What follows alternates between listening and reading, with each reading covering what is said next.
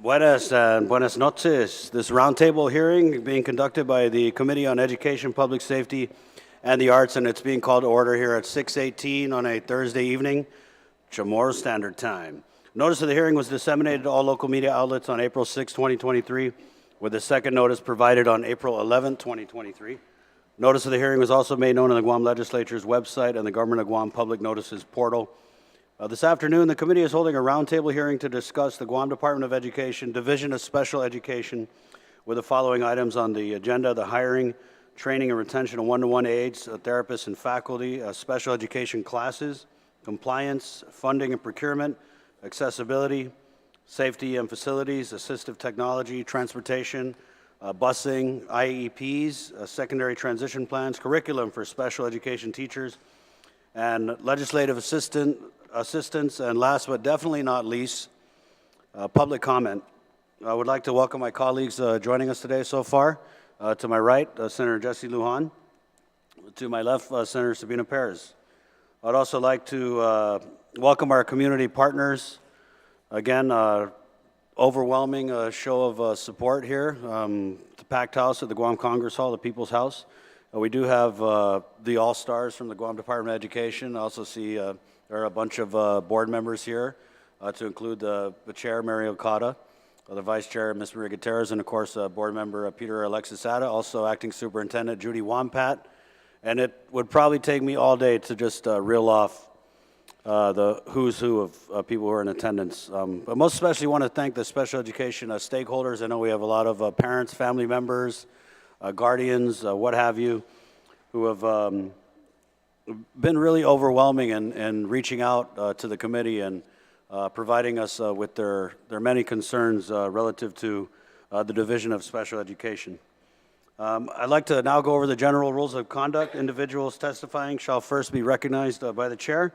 Before speaking, shall state their name for record-keeping purposes.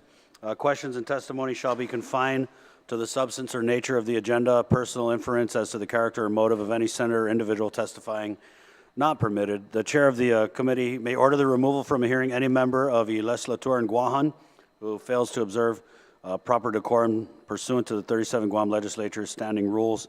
Any violation of this general rule of conduct will result in the removal from the hearing by the host. Actually, it'll be Sergeant Ed who will bounce you out. He's our bouncer here at the Guam Congress Hall. I'd also like to recognize Senator Roy Kanata. Thank you for joining us. Senator Roy oversees DISID, so we definitely appreciate your attendance here tonight, Senator. And just to give you a little background on why I chose to call this hearing, coming from the media, I want to say I have a hard time remembering when the last time there was any kind of legislative hearing or roundtable relative to special education. And also coming from the media, being on the campaign trail, I just heard so many different concerns about challenges, issues with the Division of Special Education.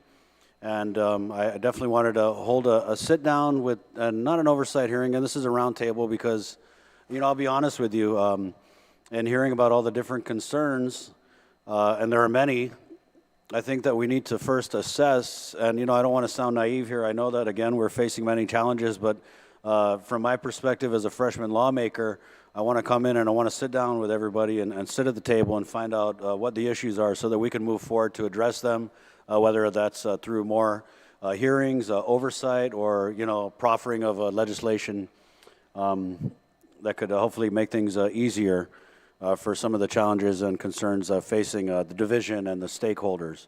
And so, again, primarily here tonight to listen to the testimony, especially from the public, but also from Mr. Babauta, who, again, we thank you for joining us, Mr. Tom Babauta, who heads the Division of Special Education. And so thank you once again to everybody who signed up to testify. We do have a lot of public comment and a lot of items on the agenda. And to be honest, again, I'm not sure if we're going to be able to complete this hearing tonight because of the overwhelming support and turnout. And so I'm already anticipating opening up a date within the next couple of weeks to possibly do, I know acting soups like Tatlu, we've been down here so many times, right? But just to kind of complete the assessment and figure out where we need to move in terms of addressing the issues with Special Education Division. I did want to recognize our interpreter here. She's an educational interpreter too. She's the only one in the entire Guam Department of Education district, and now she's signing about herself, which has got to be pretty cool. Right, so thank you, Jeannie. She's based out of John F. Kennedy High School, and she was sharing with me before the hearing started that we only have 4 educational interpreters for the entire district, and she is the only one who has attained the level of educational interpreter too. So she's pretty much got her black belt when it comes to educational interpretation. So thank you, Ms. Jeannie. And we did want to provide the interpretation for this hearing, and I got to say, I know Senator Roy had brought this up in our last session. We're looking at ways that we can have interpreters available for a lot more of our hearings, because that's something that we haven't done. There are obvious budgetary considerations. I think maybe we could work out a deal, right? We could provide this, a very important service. So we're just really glad that we can provide it tonight. And I also want to shout out our audio visual team, who's definitely running the board with a little more difficulty tonight as we're allowing for the interpreter to be seen. But let's get right into it. I know it's it's after hours, and I want to thank Mr. Rabalta, and we're going to give him an opportunity to open tonight's hearing with his opening remarks. So, Mr. Rabalta, thank you, and the floor is yours.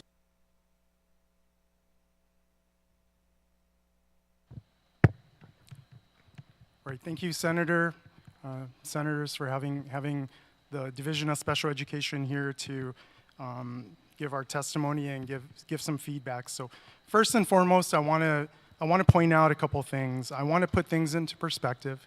I want to make sure that we understand that the challenges that we face here on the island are similar, if not the exact same, as the challenges we're facing nationwide. So we're seeing shortages of teachers, special education teachers in particular. We're seeing shortages of staff. We're seeing shortages of specialized professionals such as occupational therapists, physical therapists, speech therapists. So we have a nationwide shortage. So this is not something that's unique to Guam. It is something that we are all struggling with, and we do have, and I think later tonight you'll see that we're working really hard to address many of those concerns. I want to make sure that we set the tone tonight by reminding everybody that everyone in this room and in the community watching is focused on the child in the center. Whatever that child's best interests are, we're all wanting that. We may not all agree. We may not always see things from the same perspective. That's why we have multidisciplinary, views. But we all are here for the same reason. I've not met an administrator, a teacher, a parent, a school aide who hasn't said, I want what's best for that student. Okay, so I just want to make sure that we understand that, we're all here, we're listening. I took this position on January 3rd of last year. So I've been in this position for about 15 months. I have the team sitting in back of me who has been working diligently, to give everything they've got, because we know that the last 10, 15 years, we've struggled with many things. So we've actually spent a lot of time looking at what is it that was working and what wasn't. So I want to assure the public that we haven't been sitting back and thinking to ourselves, okay, we're not going to be doing anything. We're going to act as if status quo. So I think we're going to be able to show that we've made quite a bit of progress in the last 15 months. This team has pushed really hard. The administrators out in the community, the school teams, the parents have been doing whatever we can as best we can. Our focus has always been on being transparent. I'm going to go ahead and pass this around. This is our SPED dashboard.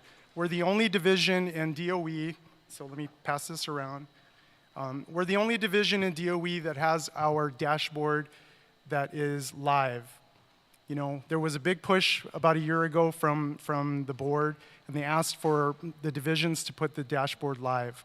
So we have everything on there, from our budget, our shortfalls, how many teachers we have, how many students, where the shortfalls are in terms of compliance. It's all out there. So we've never been hiding, so we're here to address, the issues that we have. So I want to put that out there. But before we go any further, I wanted to say that by training, by trade, I'm a marriage and family therapist. And I used to have a clinic in town. And when people would come to visit with me because their marriages were falling apart, and I would bring them in the room, and then I would separate the couple, the pair, and I'd meet with either the wife or the husband, and we would spend a few minutes with each trying to figure out what we're going to be working on. The one thing that everyone always came in with was this long laundry list of negative, complaints about their partner, okay? So what I would ask is, well, tell me what's good. Tell me what are the strengths of your relationship, because obviously you're still together. That's the glue that's holding you together. So although tonight we're here to open our ears and our minds and our hearts to whatever kind of issues, because we know that people have had some bad experiences, I want to make sure that we also can look at all of the strengths that are going on in the field, in the schools. This is not just about the district and the schools. This is about one DOE and all of us coming together. So there's a concept that we always talk about. It's our SPED kids are gen ed kids first. So they get everything that all the other kids are supposed to get, and then they get some in addition. Okay, so another point that I want to clarify is Guam is unique. We're an SEA and an LEA. We're a state education agency and a local education agency. So if you were to look at California, the SEA would be in Sacramento, and the LEA would be in all of the different districts around the state. Here on Guam, we're kind of clumped together as one. So it gets a little bit confusing and convoluted. So many times, we're not sure who's providing what. So I just wanted to make sure that, we all are aware that we're one entity and we're one DOE, okay? The primary concern and oversight for the division is general supervision. And in terms of general supervision, we're here as a support division to assist the different schools. So we're not able to supplant, we can only supplement. So I want to make sure that that's also clear. We're not there to provide teachers in the classroom, because that was something that should already be in a school.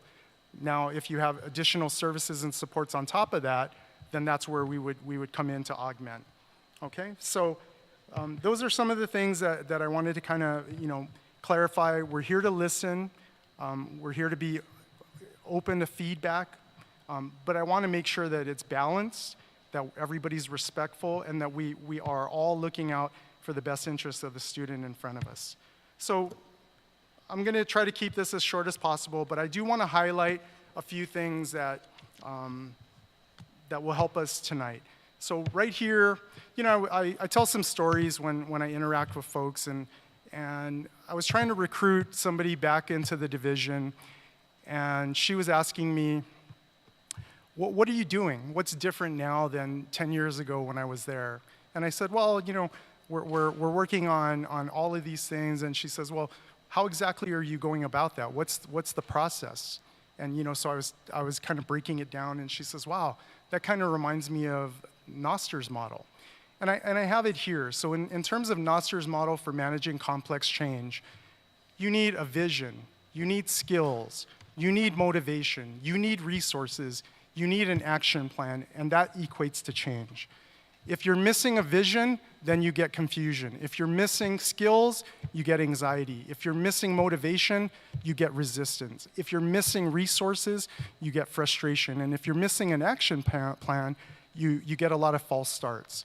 So why do I bring this forward? The last 15 months, we've been working tirelessly to try to improve our delivery of services, try to work with what we have. We've partnered with a lot of national centers. We've partnered with the National Center for Systemic Improvement. We've partnered with Tessie Bailey. We've partnered with many consultants. So I think you'll see that through the course of the night. Some things that we needed to do when I first took over, we needed to stabilize the finances. Needed to make sure that we recognize where we are with our finances, and that was rule number one. Make sure that we could afford what was going on. One thing we did, there's some criticism about our paraeducators not being full-timers. We've heard that criticism year in and year out for the last 10, 15 years. What we did this year was we did a limited term full-time for all of our paraeducators. What did that do? That allowed us to help in the past when they were limited term part-time, when students were not in school, those aides were not working. So we had a hard time with retaining those aides. So now what we do when the students are not there, we provide professional development for those aides. So this year we were able to do that. And we're happy to say that even with the 22%, if it should go through, we're able to continue for another year. Now, I'll show you on our dashboard, we have about 15.9, 16 million of our budget is federal and about 3.94 million is local. We're pretty much maxed out. So right now we have about 300 school aides who are federally funded and about 15 that are locally funded. There's a little bit of a lopsided disconnect, right? And the feds have kind of come back to us and said, hey, what's going on there? I have also brought a chart because one of the efforts that we have right now, it's not about trying to get away from paraeducators, but it's about how do we maximize the use of the paraeducators we have? How do we use these paraeducators to the maximum advantage for that student? Because ultimately what we're looking for is for independence for those students. What ends up happening though is if we have too many paraeducators, the students start to get lazy, they don't work as hard, sometimes they get confused about who's supposed to do what. So right now, I'm just going to point out, and then I'll pass this chart around. On Guam in school year 15-16, we had percentage of students with paraeducators was 16%. Arizona, it was 7.1%. California was 8.6%. Hawaii was 9.9%. Nevada was 3.8%. And Washington was 6.5%. So we're basically doubling. And that trend continued for school year 16-17, 17-18, 18-19, 19-20. So we went from 16% to 17.9% in school year 19-20.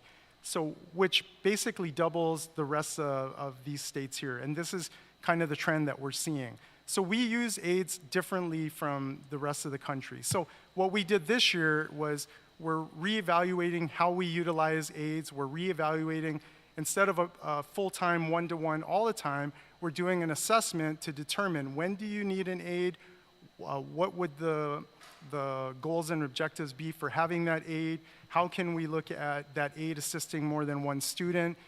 We're going to be having some work sessions coming up with the administrators soon so that we can look at the best model that we can use. So we've been working on the paraeducator issue as well. For teacher shortages, what we've been doing is we worked with pre-service. We've been working with the University of Guam. Right now, there is no undergraduate special education program. So they have a master's program. Many of the people, they've graduated more than 200 teachers with a master's in special ed. Many of those folks do not work providing support in a special education classroom. They usually take those courses so that they can get advancement in their pay.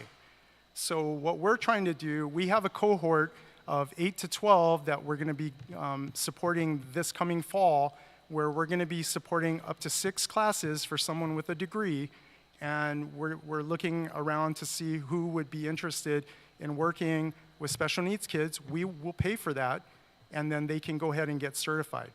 For an additional 6 classes, then they keep going, they can get their master's. We're also working to add some coursework with the university for the students that are currently in the undergrad program.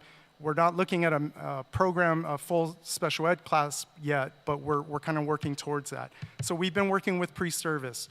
We're exploring things like H-1B. Some places in the mainland have been going to the Philippines and picking up teachers out of the Philippines. So that's something in terms of legislative support that we would be, open to and looking at. Certification, looking at some ways where we're not trying to water down certification, But there are some things I think that have come up through the years. You have some folks that maybe have been certified for 20, 25 years and don't want to continue going to class. Maybe we can have different kinds of levels of certification. So this is something that maybe we need to look at and review. And about 20 years ago, the Yamashita Teacher Corps was the hottest thing out there. Everyone was talking about that buzz, right? Like, it's still around. It's still there if there's some finances left over, but we don't seem to be taking this teacher shortage as seriously as we could. So at one point, we were saying, wow, we have this teacher shortage. How can we stack the system? Nationwide, if you Google, teachers are leaving the profession faster than we're recruiting teachers. And that's special ed teachers, that's gen ed teachers. So for whatever reason, it's not fun anymore for many of them. And if you talk to many teachers, it's a tough job. And then now you put on top of that special education, now you're dealing with even more frustration and stress, right? So some things that we've been talking about internally are utilizing the BRIP, the Bonus Retention and Incentive Program. Is that something that we can utilize for our special ed classroom teachers so that we can provide some kind of enhancement or incentive? So these are things that we're exploring.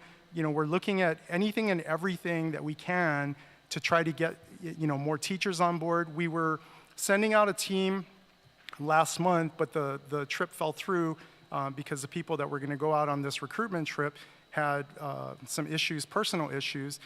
Saipan, or CNMI, has been sending people to these recruitment trips for the last 10 years. So they were going to show us, this kind of process that they have on trying to maybe recruit some people back. They've been very successful. So we're looking at different things.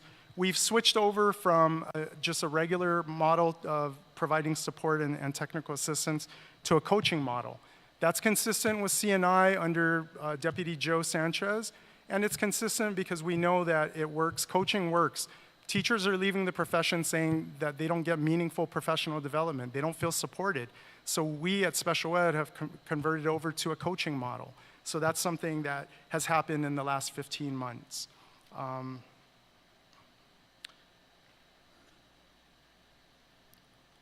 see here. In terms of a job fair, we have a job fair next week for non-teaching positions.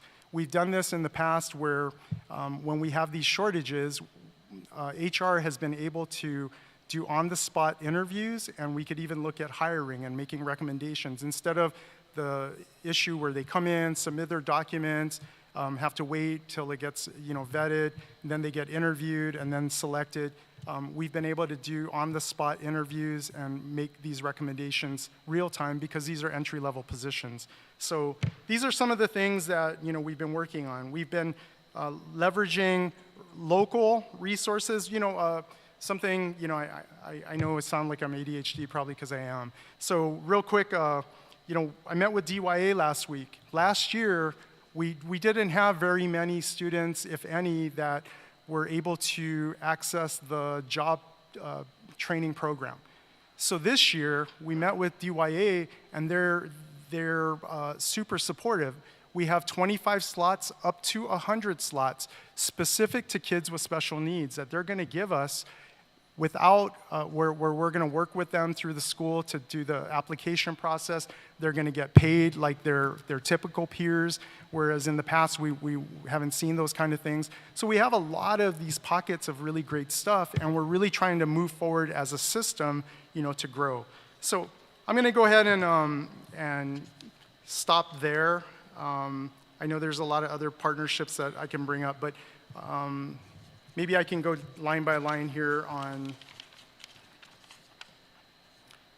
So I've addressed the one-to-one aid situation.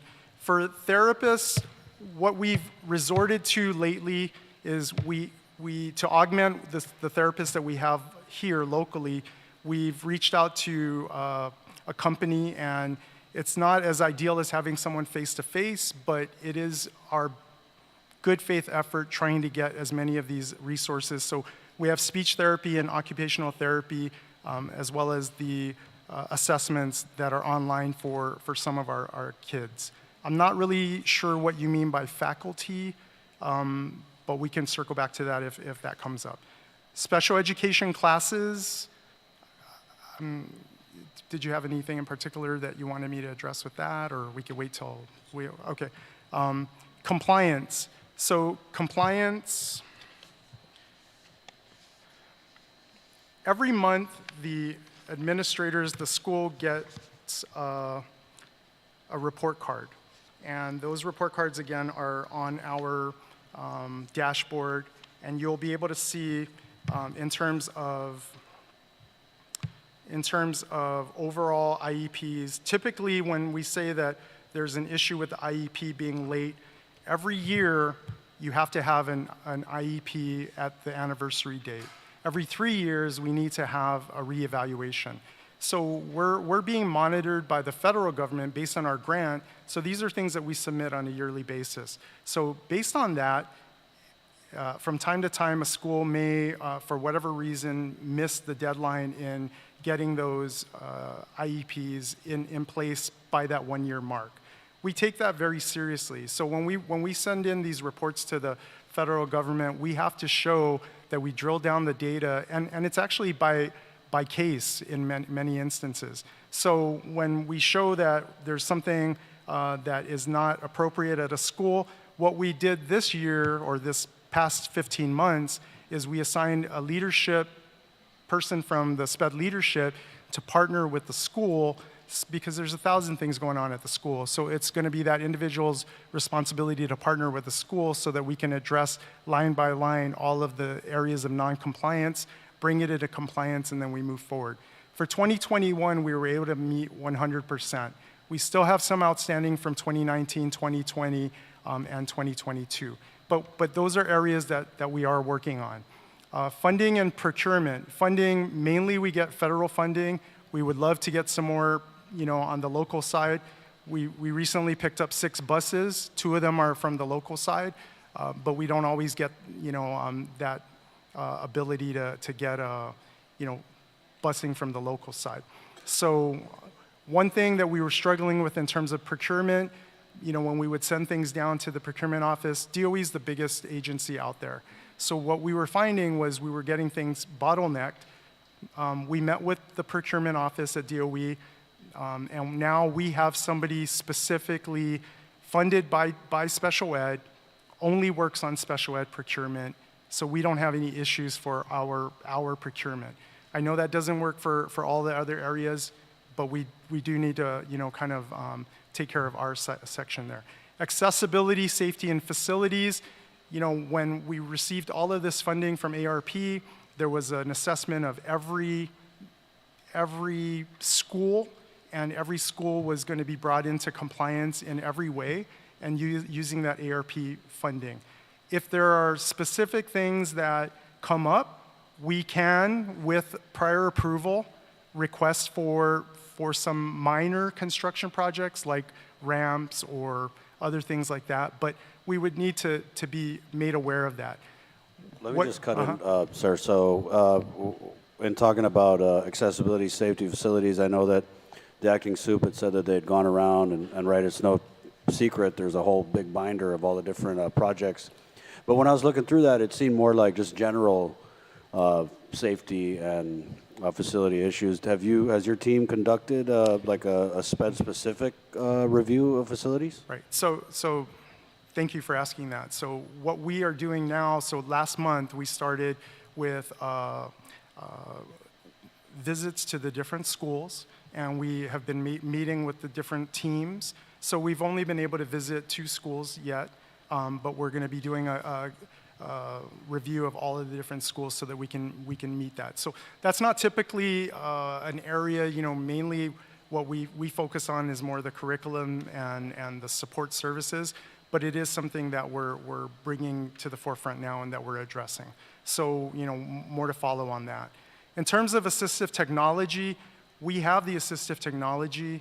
All we need is to be made aware of what needs the student has. We do assessments. I know that Mr. Summerflecht here and I have gone back and forth regarding some specific cases where, for instance, we have a very highly specialized wheelchair that has very stringent requirements, and we've had some issues procuring that because it was just really highly specialized, but we worked through that, and I think that you know, he's seen that we've been able to, as long as we know what exactly the issue is or what the AT device is, then we're able to, you know, move towards and work on getting that. I think one of the concerns that the committee had received was relative to the audiology program, having limited non-upgraded supplies for hearing impaired students. It was also noted that it takes a very long time for the procurement process to make purchases for upgrades or restock. I agree. So what we had done was we put in a full order. So and this was one of the reasons why we put a buyer 2 in on our own. We had been waiting close to almost a year for all of the new hearing aids. So we actually procured new hearing aids all the way around for all of the students, and so we're just waiting for those things to come in. But you know, AT is a very, very wide kind of issue, right, from low tech to high tech. And you know, again, once we know what a student needs, then, and if it's in the IEP, then what happens is the administrator will send a memo to the division, then the division will react and get that. And we have some internal timelines on that. Transportation, like I said, we just picked up 6 buses, and 2 more should be on their way. And I know that we've had some frustration because our fleet, they're on the road, you know, constantly, and it's a door-to-door kind of a pickup. So if you have a student with a disability, you know, we go right to their door, to the school, and back. So sometimes there are times where, you know, our folks can't wait because, you know, we have a 5-minute waiting rule. Otherwise, it causes, you know, a delay down the route. Or if a bus goes down and we have to backtrack and go back. And it does cause some issues. Can you imagine a student with autism waiting for the bus that typically comes at this time? The student might have a meltdown. But these are things that we're trying to alleviate. You know, we currently are in the process of hiring 2 additional drivers, and we should be getting those 2 additional buses soon. So I don't think that that's going to be an issue anytime soon. Just on the bus drivers, is there any issue at all with training that these drivers receive? I mean, they come in with the proper credentials to drive, and then we do, you know, our basic training, and I can share with you the different training that we provide for the drivers in addition to the school aids. Our drivers during this last break were all trained on first aid and CPR, and then, you know, as part of the safety conference that happened, and then we try to include them as much as possible in any trainings coming up. But it's really hard because they don't really have much downtime. When we have a break for the summer, for instance, they're still driving. This summer, we're looking at doing remote learning for summer school, but we know that remote learning doesn't work for special needs kids. So we're going to be busing our students to centrally located facilities where we're going to be providing face-to-face instruction. So our bus drivers, again, are not going to be having any downtime. So sometimes when there's like a week or 2 of downtime, that's when they take their leave for the most part. But, you know, we kind of work within, right. You know. So do they receive any SPED-specific training? Yes. So this is, again, what we do when we do a basic training for all of the employees in terms of the onboarding. Yeah. I'm sure the IEP issue will come up soon. Secondary transition plans, these are things that every student has to have built into their IEP, and it is something that is monitored. Now, quality-wise, I know that through the years, you know, it's fluctuated, and we've kind of had some different models that we've been following, but I do know that every student has a transition plan. They typically will get with the student and with the family and look at the needs after they leave the school system. We've been working closely with DVR and DISID lately, and DVR is going to be picking up 5 transition coaches or counselors, and they're going to be school-based. So right now, one of the issues we've had in the past is this battle handoff, right, where the students come out because we have a contract and we have to follow all these things, and then they get to adult services, and then sometimes it's like nothing. So this is where, you know, we really need to kind of work on, you know, addressing some of those, you know, things in the community, from the students who can work because we have assisted employment, things like that, all the way up to, for instance, an adult daycare for maybe a more severe student who, instead of a parent staying home to watch them, maybe could have the assistance of a day program, and then maybe the parent can still work, and then, you know, kind of pick the kid up. But, you know, we have a lot of different resources in the community that we have as gaps right now. So, you know, we'd be willing to partner with whatever resources are out there. Is it your opinion that we need to do better in preparing GDOE students, especially SPED students at the high school level, to transition into like the working world, et cetera? I think we do a pretty good job of doing that. It's just, if you don't have anything to transition to, then it becomes really hard, right? So we've been working, we have a lot of partnerships with, you know, the trade kind of programs. We have partnerships with community resources where they come and do like apprenticeship programs. But again, you know, everything is individualized when it comes to a plan. And we have a student who may want to be a pilot, but it may not be realistic, right? So we need to kind of work within that, the abilities of that student and their interest level.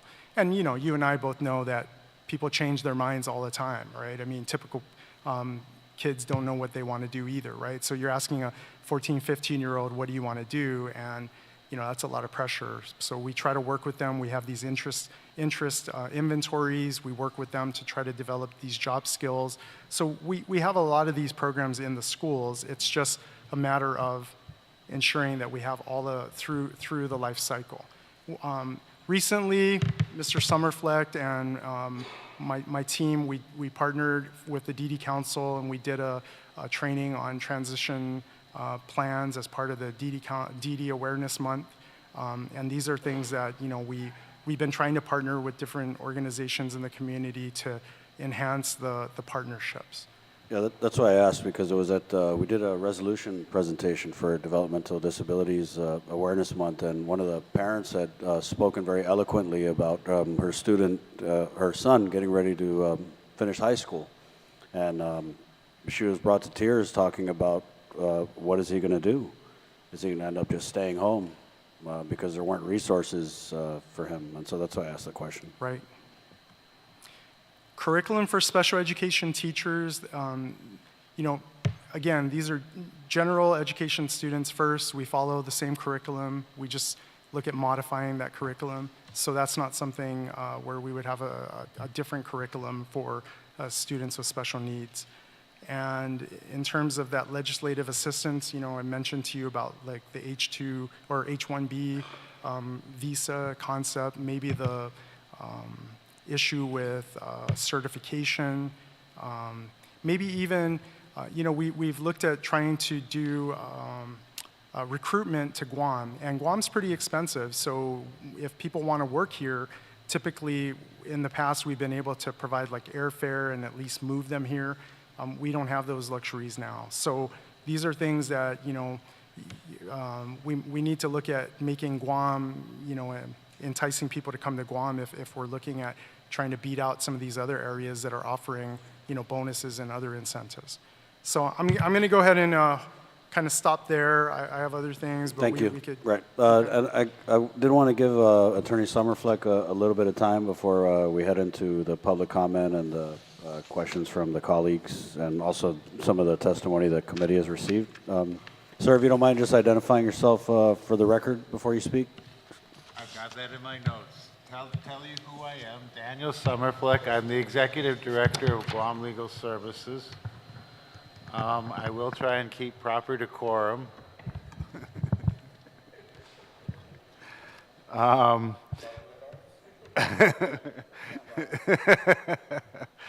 I'd like to thank all the senators for taking this time to look out for children with special needs, children in our special education system.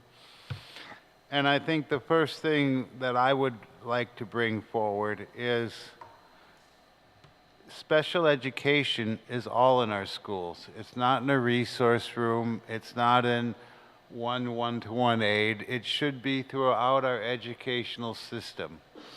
And looking at who probably spends more time educating in special education, it's our regular ed teachers. You know, years ago, we came up with the thought process that special education children shouldn't be segregated. They should be integrated. And as much as possible, that should be our goal.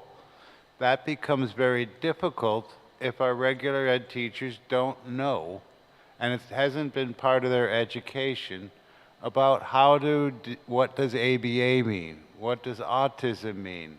You know, GDOE had, I don't know if they still do, basically an 8-hour program for when you went into teaching special ed or had a special ed child in your classroom, and then a 4-hour refresher. I think that that's changed over time, but you're with a child every day. Potentially you're with 3 children every day, all that are special ed, and you have an 8-hour class. I think that the biggest issue that we need to realize is that special ed is everyone in the school's responsibility. Oftentimes there's battles that I've encountered between special ed and regular ed as to whose responsibility it is.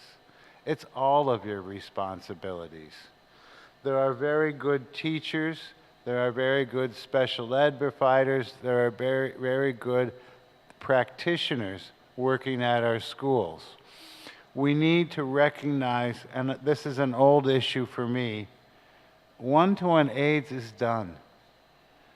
These aren't one-to-one aids. They're not an aid to one individual. They are a paraprofessional coming in to provide educational services to a child. Now, those educational services may be very specialized based upon the child's needs, but having that respect for these paraprofessionals, providing for them a classified Government of Guam position, which if we look at the classification issue, it doesn't matter where the money comes from. It's always said to me, well, that's paid for by the federal dollars. Who cares where the dollars come from? What we need to have, and having managed programs where I receive federal dollars, I don't look at my program and say, oh, this is a federal dollar. As long as I'm meeting the grant requirements, I can use whatever funding I need to meet the needs of the community. The same should apply to DOE.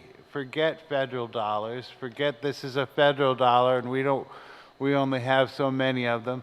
Look at what we need as far as these professionals. How many very, very qualified, very good people have left the system? Why? Because they can get more being a school aide than they can being a paraprofessional. In essence, we're offering them promotion for doing a less skilled job. We send them to specialized training. If we have good aides, we continue to mentor them, to foster them. But why should I stay if every year I'm up for contract renewal? And by the way, your contract stays 0 increase. Now, if you take a classified position, every 2 years, every year, you get an increment.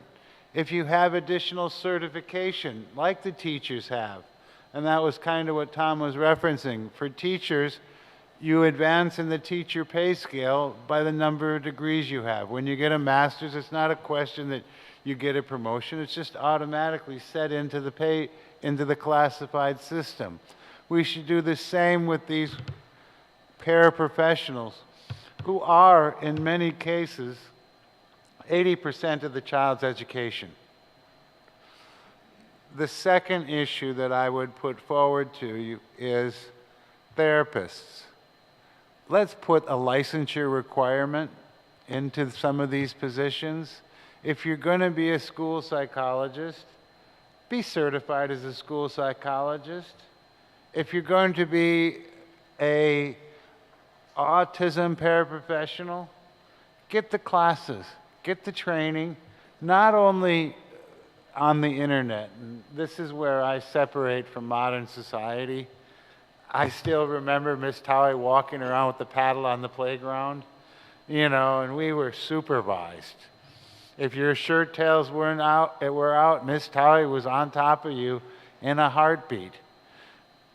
The person that the child is spending most of the time with needs to have the training and the education so that they can be hands-on.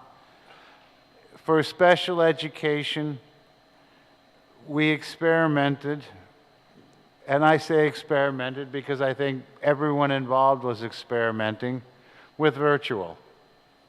I think the consensus amongst most parents of special ed children and amongst teachers who really care about their classrooms, it didn't work. You know, and that's the concern that comes forward of having an occupational therapist on a screen. My wife tells a funny story, or told a funny story when she was a teacher. She had an autistic child who needed to be evaluated. The evaluation was on an iPad. What does this child hate more than anything else? Having their picture taken. As soon as the iPad was taken out, he's out the door. We need to respect these individuals. We need to adjust and we need to adapt based upon the individual child's needs. Not all children are going to be able to benefit from virtual. Under faculty, you know, my note was more education at UOG. Let's provide the tools for all of our teachers to go forward. And another anecdote from my wife was, my wife is very much a classroom teacher. I refer to as a hugger. You know, the transition to virtual for a hugger doesn't happen.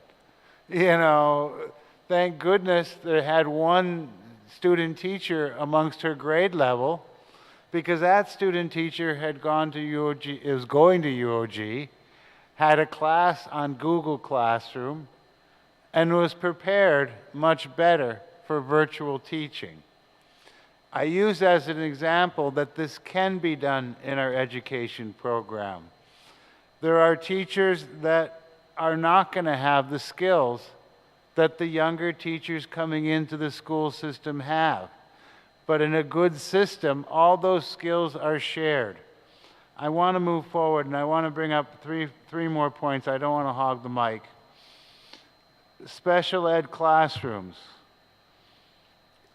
If we're referring to resource rooms, how do you conduct a resource room of 6th, 7th, and 8th graders? How do you share knowledge in that range of grade knowledge? There may be ways to do it, but how do you keep curriculum moving forward where you have 3 different grade levels in the same class? And I bring forward curriculum because to me, it's the most important thing for a special ed child. It is their ticket out of resource room. It is their ticket out to being one of those special ed kids. And I speak from my own experience. I was in special ed from kinder through 6th grade. What did I want most? Not to be in special ed. That was my goal. Get me out of here. You know, facilities, safety, accessibility. None of the schools are accessible. Walk in, do any of them have accessible doorknobs on them? How many of them have more than a 1/4 inch lip going into the classrooms, which makes it difficult or impossible for children with wheelchairs to enter? These are issues that are a shame to our community. that children, and I can use another people from Magana Heights, and my wife's probably hiding her face right now. I've been waiting for 3 years now for a parent from Magana Heights to say to me, my child's in a wheelchair. How does he get up to the kindergarten classrooms? And why is it that the ramp doesn't have an awning over it, but the stairs do? Let's use some common sense here. You know, let's look at our schools from the means of how can children maneuver, access the entire school. You know, go down to Harry S. Truman. How does any child in a wheelchair navigate that school? I mean, if you've been there, it's on multiple levels. So I have a hard, and this is again admitting age, I have a hard time walking around that school. Assistive technology. We need to embrace this, and we need to stop talking about, well, we've trained one person or we've trained the teacher to use assistive technology. Children, I shouldn't say children, anyone's most basic need is an ability to communicate. If the staff at the school aren't trained on how to use the different communication devices, how does a child survive? I don't know, maybe I'm talking too much, but pop culture, I watched Mandalorian last night. And little Grogu was given a robot that could say no and yes. And all of a sudden, you're going to do this. No. You're going to do this. No. Given that ability to communicate, he was able to express his own desires. IEPs, which will be the last point I'll touch, I promise. I don't like going to IEPs for 6 months for one student. I don't like worrying that I haven't completed an IEP and the school year is about to end. One thing, and I guess this goes to legislative assistance along with the classification of the paraeducators, make a local law. Say 3 months to complete an IEP from the annual date, so that we're not stuck waiting meeting after meeting, being the second priority for the schools. We should be completing these IEPs, an individualized educational program should be a highest priority amongst the schools. Because if we don't complete it, we've gone 1 year and 3 months, we've gone 1 year and 6 months on a plan that we made over 1 year ago. So on my list of asks, that would be one ask I would put forward. Give us some local law. And I would look at what local law you all have created to ease the path for children in the special education system, to make that path easier. I've given a couple of ideas. Make a law that says our schools need to be accessible. They need to be ADA accessible. So those are the things that I would respectfully, hopefully maintaining proper decorum, put forward to you all. Thank you, Attorney Summerfleck. Yeah, it kind of reminds me of the situation when I got in office and we started making noise about the conditions of the schools. A lot of people who were involved in, especially the leadership, didn't like it. It was uncomfortable. But at the end of the day, I don't think that we can really look at solutions until we fully identify what our problems are. And so I thank you for it's a little bit of a departure from Mr. Babauta's testimony. But I thank you for that. And yeah, accessibility, I totally agree. There was Juan M. Guerrero. We brought this up in previous hearings right here in this room. They have an awning. It's all dilapidated, falling apart. And it's the only wheelchair access to the school. And so there are wheelchair-bound students who show up on the bus and get pushed through the mud and the rain in order to get to the covered hallway because they can't go through this walkway, which is caution taped off on all sides. And it's been this way for, 5 years. So when we talk about accessibility, it's right in front of your face when you pull up, not just Juan M. Guerrero, but a lot of different schools. And I think that it's going to be uncomfortable, right? We're gonna find out because, I mean, just with all due respect, Mr. Babauta, your testimony, it just doesn't match up with what Attorney Summerfleck has said and with a lot of the testimony that the committee has received. And, you know, I mean, again, I'm pretty sure from the stakeholders, it just looks a lot different outside looking in, right? Yeah, and I understand you're working hard. I get it. I'm not saying that Yeah. we don't acknowledge that there's some issues. Sure. I'm just saying we got to have a balance. Of course, yes. It's all about balance. But again, I don't think you receive this kind of response or this kind of turnout if everything's okay with special education. And so, yeah, I think that we've, and let's just talk about the one-to-one aids. That was one of the biggest issues that was brought up to the committee. You know, people were talking about, I'll just read some of the testimony. DOE needs more one-to-one aids to assist special education kids, and this is from a parent. The schools are making regular school aides do it. Also, some SPED resource rooms are needed for the students. Training is needed for all one-to-one aides. Have SPED be accountable for ignoring and not taking special ed students when it's the student's time to be with them. And I know that we had this conversation when he came up to the office about kind of elevating the position of the one-to-one aide and moving it away from something that, you know, where you're having these people that were expecting to be invested in caring for these students every day, but, you know, they're worried about losing their job at the end of the year, and they've got to go through this process, or they got to get picked up again on an LTA status. And we had talked in the office about elevating the training, elevating the position, treating it differently than a regular school aide because they are different. They're performing duties that are, you know, a lot more difficult than our quote-unquote regular school aide. So what is it going to take for us to reach that point? Well, a couple things. So a couple things that need to happen. Number one, let me put things in perspective again. In 1999, when I came on board from the Department of Mental Health and I was brought over to special education, we had less than 100 paraeducators or school aides. Now we're pushing the mid 300s. Not because the population has grown exponentially, it's because of the demand and requests for the paraeducators. So I'm not saying that parents don't have the right to ask for these paraeducators. Many times it's the school community that's asking, the educational team is asking.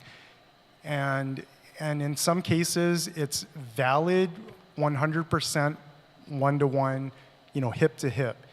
But what we're finding, and that's why we're doing an audit of all of our cases, is many times it's just during passing time or during language arts or, you know, half the day. And this is where I think zone coverage makes more sense, right? And then you have an individual maybe assisting the class or two, and then you don't have this, you know, you don't get ostracized. You know, can you imagine being in middle school or high school and trying to get a girlfriend when you have a paraeducator hooked to your you know, left here? It's not a typical experience, right? So what we do, yes, are there some regular school aides that cover down? Sure. Administrators are responsible for ensuring that the students with special needs get those accommodations met whatever way they can. So that's the administrator at the school making do with what they have. And we cannot keep up with the supply and demand. So I'm telling you, it's not because we're not hiring. We're hiring anything and everyone if they have a pulse and they're breathing. I mean, I'm being honest. They come through the doors, they apply, we're hiring them. You know, every time that we have openings, we're hiring them. But people aren't applying right now for whatever reason. And you know, it's a really tough job. If you can think, you know, you're going to be doing this for an entry-level pay, it's tough. And you're going to do that all day, and then you're going to go home to your own kids. And we have a different scenario here than many other places, right? Many other places, you have school, like colleges or universities, and people are wanting to become teachers, so they're working as paraeducators, and then, you know, they go back and finish their programming and become a teacher.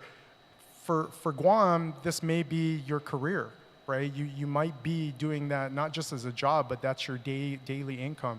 So it is a struggle, and that's something that, you know, we're open to the conversation. If you know, in the past we've been criticized because we're not able to permanentize the paraeducators.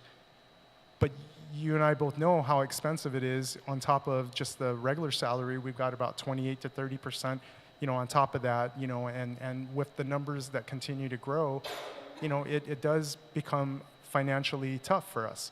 Now, Dan will be the first one to tell you that it really doesn't matter about resources, and he's correct. When the federal government says you need to take care of it no matter what, we need to take care of it, but it really becomes difficult when we're barely making the payroll, and then we're asked to permanize 300 plus aides, right? So again, we're open to the discussion. Let's look at this. We'll scratch below the surface, find out what's really going on, and we'll partner together and come up with a solution. But it's not as simple as just permanize them. I wish all of these issues were that simple, but they're quite complex. Thank you, Mr. Rabauta. I do want to turn it over to public comment, but before I do that, if any of my colleagues, I know we're just kind of getting started here, but I do want to recognize the Minority Leader, Senator Frank Blas Jr. Did you guys have some questions, or you want me to go into public comment? Huh? Okay. Ma'am, what's your name?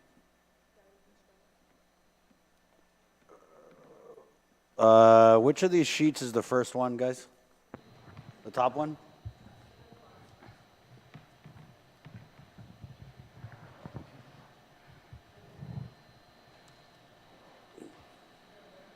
I see. Thank you. Thank you. We're going to start by order of the sign, and I want to thank everyone for coming out tonight. We're going to try and get to each and every one of you, but Samuel Donato. Samuel, you're a parent. Please, if you don't mind, just state your name for the record, and then you can proceed with your testimony. And thank you for joining us tonight, sir.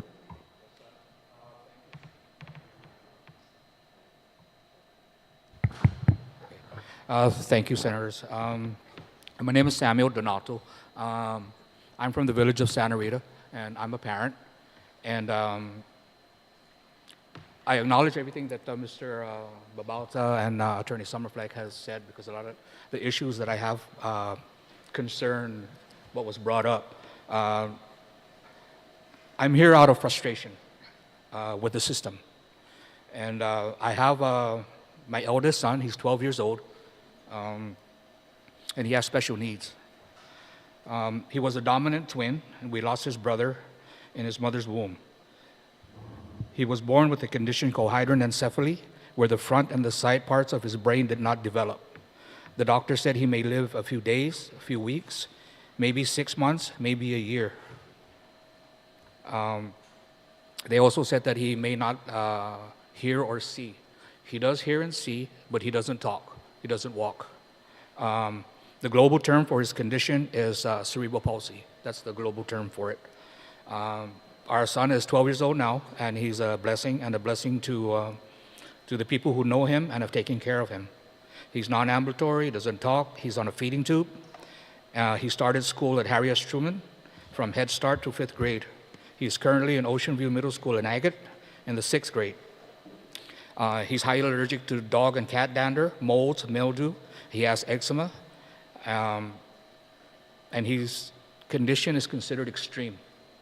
And the first issue I would like to bring up is the wheelchair. When he started the school at Head Start at Harry S. Truman, we were just using our stroller to bring him to school. The school ordered a chair for him. It took over a year. By the time the chair came in, he didn't fit the chair. So they ordered another chair. So he didn't get a wheelchair until I think it was like the 3rd grade. And of course, as he gets older, he's going to need a new chair. I believe this was back in 2019. I was told by the physical therapist that a chair would be ordered for him because he's due for a new chair. That was back in 2019. I would always call to follow up on the chair. I was told it's in order. And then I believe it was in 2021, the front tire of his chair broke. The bearing broke. So the chair was wobbling. And he was using that chair. And his hips are dislocated. Both of his hips are dislocated. So he was using that chair. So I know it takes time to order a new chair. So they were able to find a temporary chair from Simon Sanchez. So a couple of months had went by, and I asked what was the status of the chair, the temporary chair for my son. They said, oh, it's at the school. I said, so you mean to tell me my son gets on the bus with a broken chair, he gets to school, and then you switch him to the temporary chair, then put him back on the broken chair and then send him home? I didn't understand the logic behind that. That's when I first talked to Mr. Babalta. And then he authorized for that chair to go home with us, for us to use at home. The chair is oversized. He had a backrest to help keep him up forward, push him forward. He had pillows on his left and his right. He had pillows underneath his feet. And that's how he was going to school. And it was later when I inquired again about ordering of the new chair.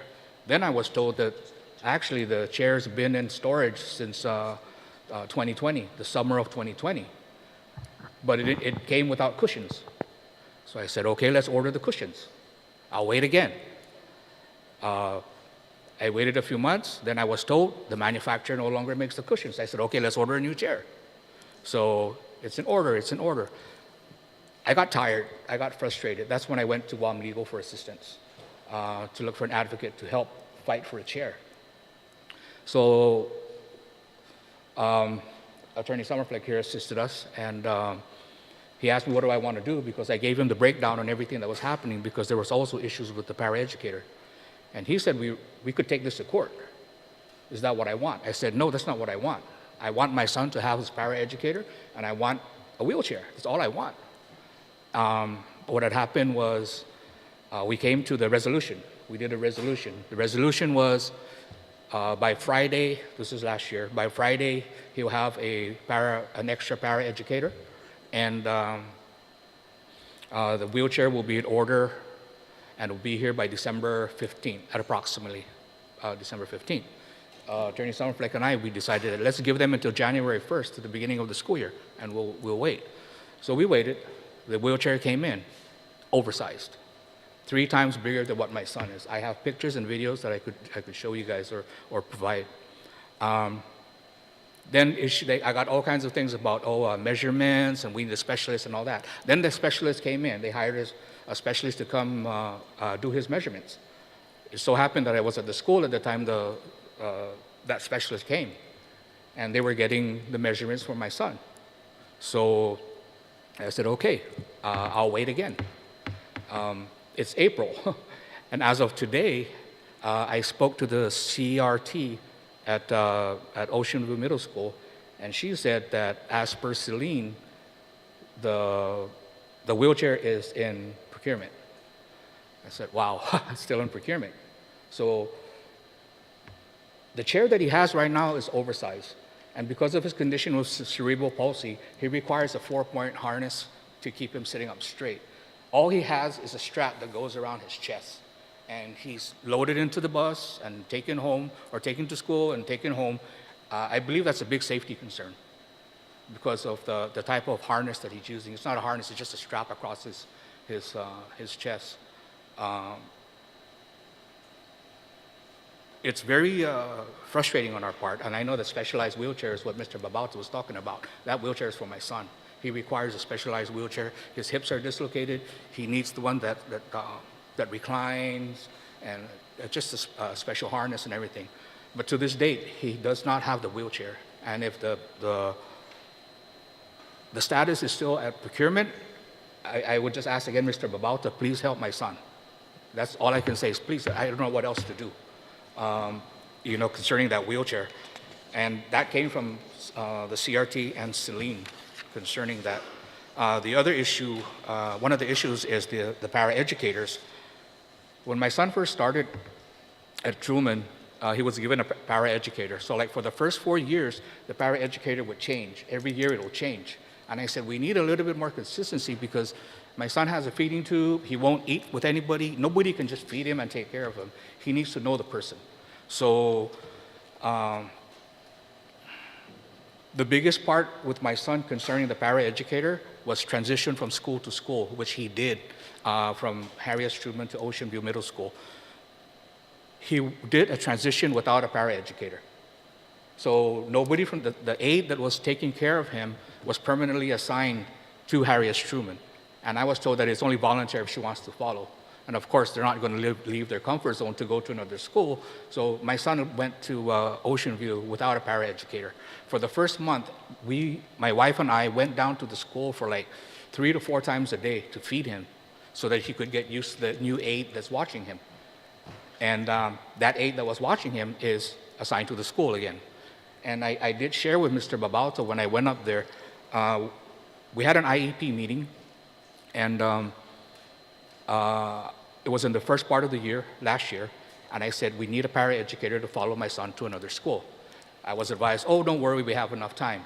I said, no, we've been working on this for almost a year, and we don't have enough time. So the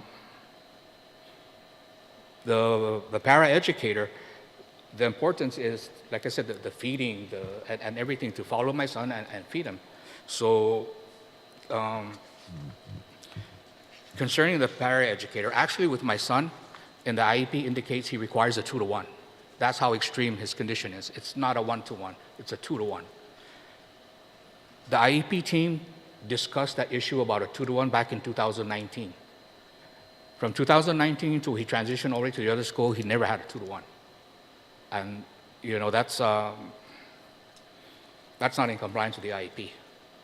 So as of today, he has one aide who's permanently assigned to the school.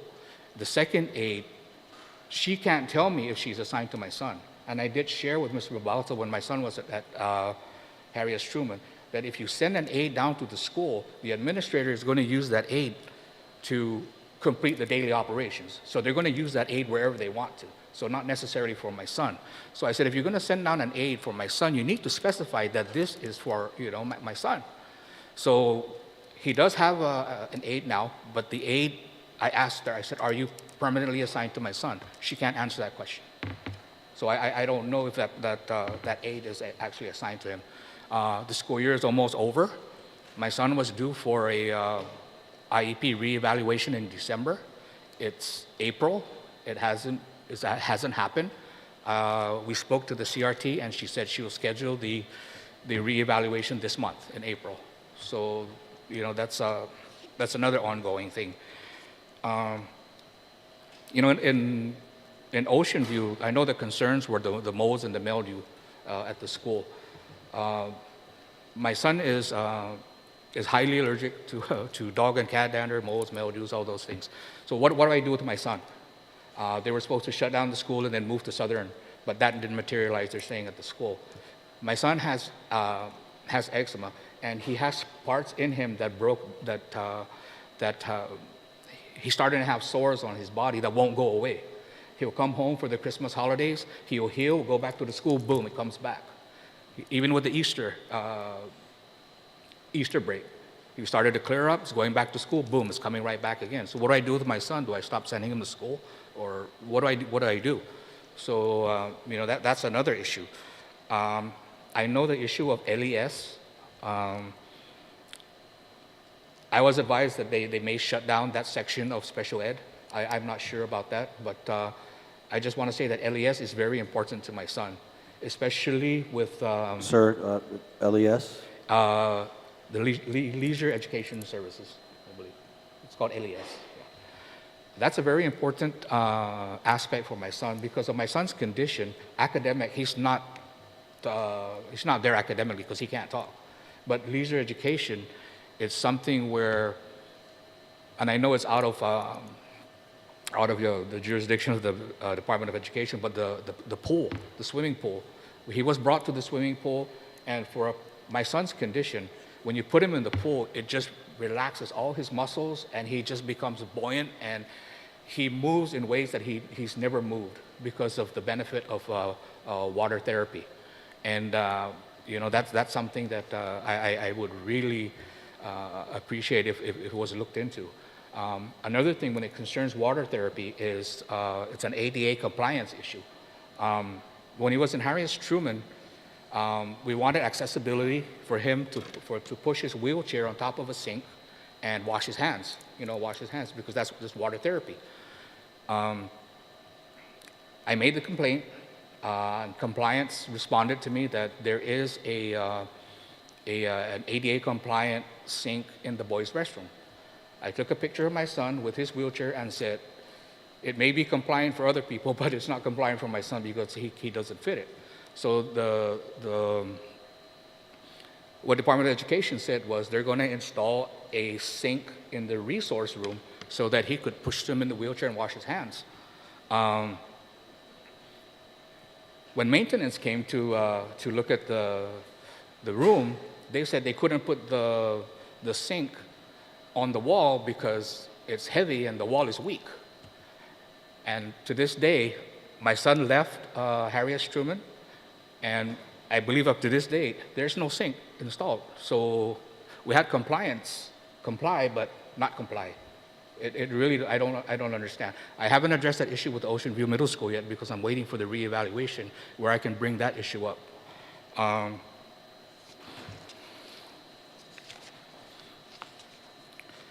When it comes to physical therapy and occupational therapy, that's the most beneficial service that the school could provide for my son, PT and OT.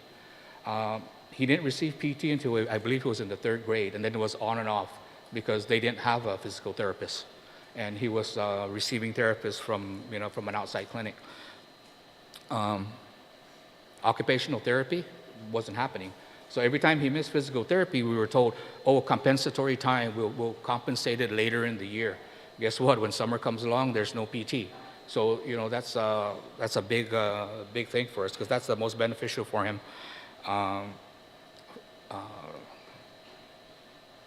It really helps him.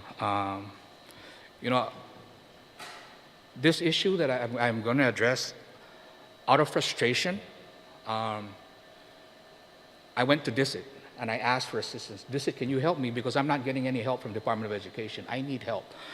They said, I'm sorry, we can't help you because he has an IEP and he's under Department of Education. So DISIT can only help him when he becomes an adult.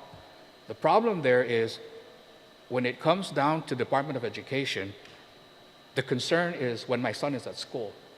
I don't think there's any concern when my son goes home or is in the community.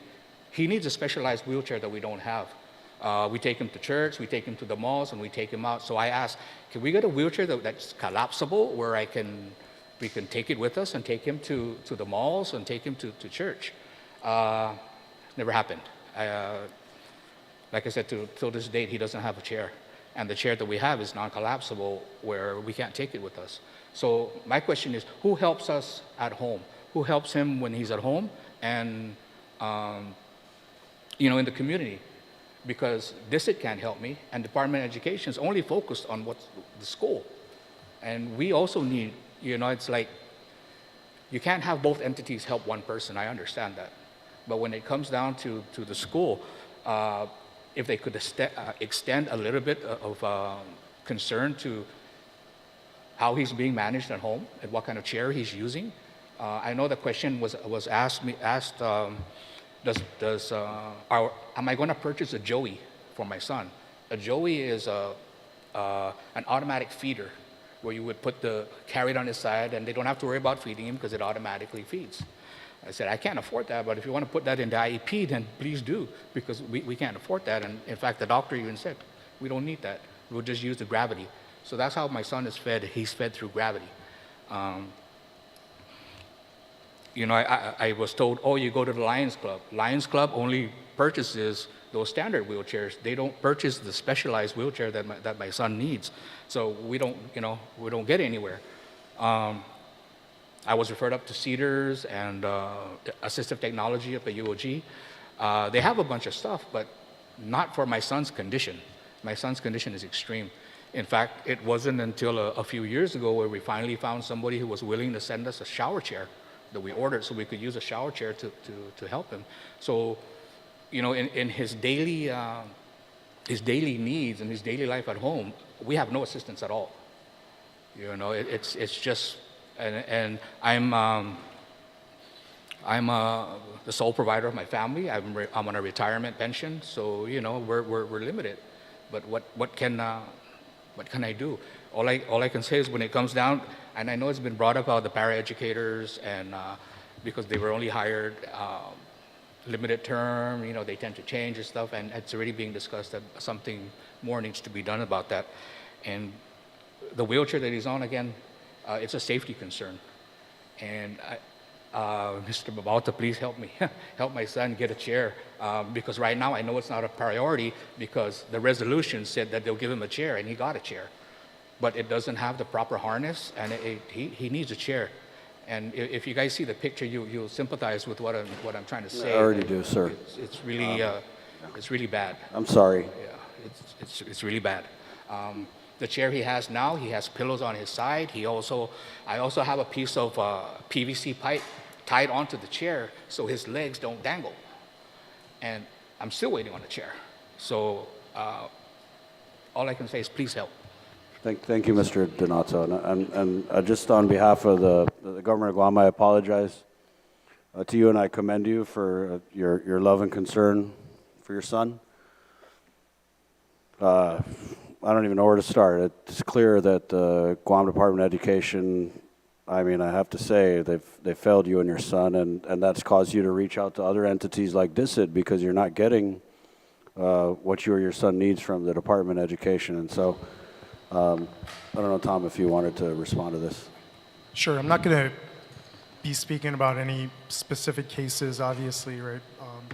I'm here to talk about systemic issues. But what I will say is, as a result of learning experience, we were able to partner with an individual who can measure appropriately the right size and provide the right equipment. And the timing for some of these cases is we were in transition from the third-party federal oversight into our own local. So there was a little bit of a gap between when we could access and order some things. So some cases fell into that time frame. But we are working on all of those, and we are prioritizing all of those cases that did fall through the cracks at that moment. As far as the leisure ed is concerned, I know that in the past, leisure ed was specific to attending the pool in Naganya. And what we're kind of transitioning into is a more global kind of concept of leisure. So when you talk to any typical individual, hey, what do you do in your downtime? What do you do in your leisure time? Somebody might say, oh, I like to go bowling. Oh, I like to go fishing. Oh, I like to do this. And in the past, we kind of limited everything to the pool or to some kind of physical activity. And that may or may not be leisure for everyone. So we're truly trying to individualize all aspects to include leisure. So that's something that we're transitioning to, and we have been listening. It is an important part of everyone's life. You have work, and then you have leisure, right? That downtime between work and sleep. So that's something that we're looking at, and I want to assure everyone that we are taking everything seriously, and Mr. Donato does have a lot to be frustrated about. I know he and I have had many discussions about things, and this is something that we're trying to learn and do an after-action review and learn from each situation. Right. But I'm just maybe a little curious as to, you say you're having a lot of discussions, but it sounds like he has more problems than you've had discussions. Like I said, I'm not going to get into specifics, but in some cases, equipment was provided. It was inappropriate based on individuals that provided maybe the wrong measurements. So we now have partnered with an individual who is a mobility specialist, and that's what they do. And we were able to, and in these cases where you require a specialized wheelchair, and these wheelchairs are also able to grow with the individual for multi-year. So, I mean, we're talking about like $9,000 to $13,000 wheelchairs. So these are wheelchairs that are built to specifics. So it's not just, that $300 wheelchair that you go to, the store and grab, really quickly. So it is highly specialized, and we're working on improving that aspect. How many years, though, Mr. Donato, have you been waiting for the right chair for your son? Well, he got a right chair. It was just until 2019 when the one that he was using broke, and he needed a new one. So he was given a temporary one that was oversized. Then we ordered the new one, and it's oversized, and it's just not suitable for him. So 4 years and counting? It's been a while, yes. Okay. And Unacceptable. I know the specialist who came in and did the measurements was like more than 2 months ago. And as of today, the person that orders the wheelchair is Celine, and she said that it is in procurement. So I don't know how long is it going to take, in procurement before it actually gets ordered. But to tell me that it's in procurement, that's still telling me that it's still over a month or two before anything even happens. So all I can say is please help. Yeah. That's all I can say. And this is really similar to a lot of the testimony that we've received, and I'm just hoping and praying to God that this is the exception rather than the norm. Me too. Are you satisfied with the answers you received here today, Mr. Donato? No. I think action needs to be taken. We need to do something. I mean, if you guys see the pictures and the video of my son on the chair, it's really sad. And I don't know how we can continue going on like this. I don't know what to do anymore. I can have my staff connect with you tomorrow and explain exactly where in the procurement process the chair is. So let me have that done. Thank you. And we're right up here on the second floor. There's an elevator. If you don't get any response or any more runaround, please reach out to the office. And I feel for you, Mr. Donato. When we shook the tree on the comments and the concerns for the special education division, a lot of the comments and concerns we got was that you don't hear the comments and concerns from the SPED stakeholders. That people raise these concerns and nothing gets done, similar to the story that Mr. Donato just shared. Okay, which yeah. I'm gonna go ahead and respectfully disagree. Right. I think hopefully the parent organizations that are here will be able to attest. Mr. Summerfleck hopefully will attest. Some other people in the community would be able to attest that I've made myself accessible. Last year we presented on a national stage with the National Association of State Directors of Special Education. We brought the University of Guam pre-service. We brought a representative from ACT. As a result of our state performance grant for children with autism, we have partnered with ACT. We also have, as a result of that, the parent training information group has resurged, and they're here. So I give my number out regularly. I've partnered with the administrators at the schools. I think if you go around and you talk to individuals, SPED 2.0 is much different than SPED 2 years ago.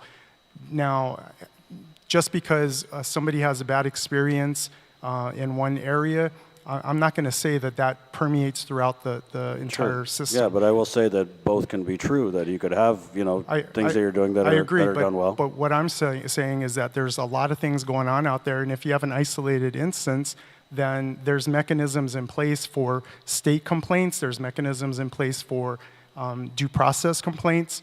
We're monitored on the federal level on a regular basis. So for someone to say that they don't have access to me or my team is not appropriate. So I'm going to go ahead and push back on that. Sure. So that's one of the things Well, that I push out there. What I don't think is appropriate is sitting here and listening to testimony from a parent like Mr. Donato. That's not appropriate. So I don't want to sit here and be defensive with you, Mr. Rabauta. I'm not being Again, defensive, we're here to hear the concerns. Okay, but Yeah. you're not going to be able to come in and tell me that I'm the just entire sharing the system concerns is of the people, broken. sir. I'm just and I'm sharing the sharing with you concerns, that yes. there's some things that I'm going to go ahead and stand It up for shouldn't this take 4 years to get a wheelchair. I agree. At the end of the day. I agree. Okay. So, I agree. And I mean, it's like I said at the beginning So of the let's hearing, do it's an gonna- after-action review and let's work on it and let's move forward together. Yeah. right? Okay. Or you can come in here, try to bash the system, I'm not trying to and then bash the everybody just system. kind of tunes out. We can have one of two things happen. You know, I mean, and so Sir. what I'm trying to say is, hey, let's work together. Let's get together as a group. But for you to continue to request for everybody in the community to come out with everything inappropriate. We have 1,750 students out there who are getting services. If you're going to come in and say, hey, we have 25 or 30 parents that are frustrated, I agree. I'm frustrated as well. We need to partner with the school district. We need to partner with the parents. But let's not go as far as saying nothing is happening. That's all I'm going to say. I'm not saying that. And just to be clear, very clear, the intent here is to improve the level of services that special education stakeholders receive. The intent is not to bash on your work or the work of the special education division. We have the Guam Advisory Panel for Students with Disabilities that we meet with regularly. Those are our stakeholders that provide feedback and guidance to our division. We have our Board of Education. We are part of multiple different boards and commissions. So I'm just saying that, you know, I'm open to listening and hearing what's going on out there, but let's also not make it a bashing session. That's all. If I might, Yes, sir. I think the frustration in this situation is related to an effort was made, and unfortunately the effort made was wrong. We lacked a skilled person to give us the right dimensions for an appropriate wheelchair for this child. They ordered a very expensive wheelchair, and it's kind of like, okay, we've got this great Porsche, but no one fits in it. You know, it's the wrong size. And I think that has been frustrating for GDOE, and I think it's been extremely frustrating for the parents and the family. I'll be honest, I'm a little disappointed it wasn't reordered yet, because it was a couple months ago that the child was fitted. But I can't say that there wasn't effort, and I don't think Mr. Donato is saying that there wasn't effort, because there was. I don't think us talking about these issues and these concerns is bashing, and I think that we're not going to get anywhere if that's what your train of thought is going to be. Well, but you've also got to realize a lot of frustration, because I've been bashing on Tom for many, many months. Well, I'm not bashing on anybody. We're hearing the concerns of the people. That's what it is. If it's uncomfortable, I'm sorry. I'm saying to Yeah. you directly, I've been bashing. That's my job, to bash. You know, I call up and I say, are we going back? Are we going to go back to due process on this? Are we going to continue this course? But I think everyone needs to recognize, for lack of a better way of putting it, someone in this course screwed up. Yeah. Yeah. And that it's been picked up, and now we need to push it again to get past that finish line. And I'm glad I called this hearing, because if we hadn't called this hearing, we probably would never heard about Mr. Donato's or anyone else's concerns, quite frankly. Senator Paris, you're recognized. Yeah, thank you, Mr. Chair. Just really quickly, because I want to hear from everybody. I have a potential solution. So have you met with Cedars? Have you contacted Cedars UOG? So maybe perhaps that would be the first thing I would suggest, and they could probably facilitate. We're actually past that point. So you actually contact Cedars? The wheelchair that he's been using was a loaner from Cedars. Okay.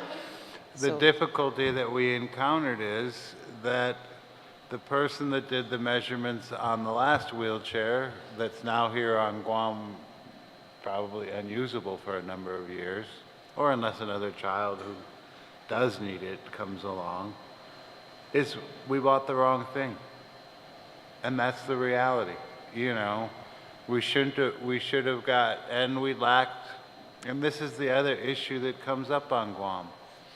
We lack the expertise. The gentleman that Mr. Babauta is talking about, they flew out here, I believe. I don't think he's on island. So they did make some efforts to try and get it right after the frustration of, we bought the wrong chair. Thank you, sir. Mr. Donato, thank you. Amy and Mark Ponio. Amy and Mark Ponio. Right on. Come on up. Thank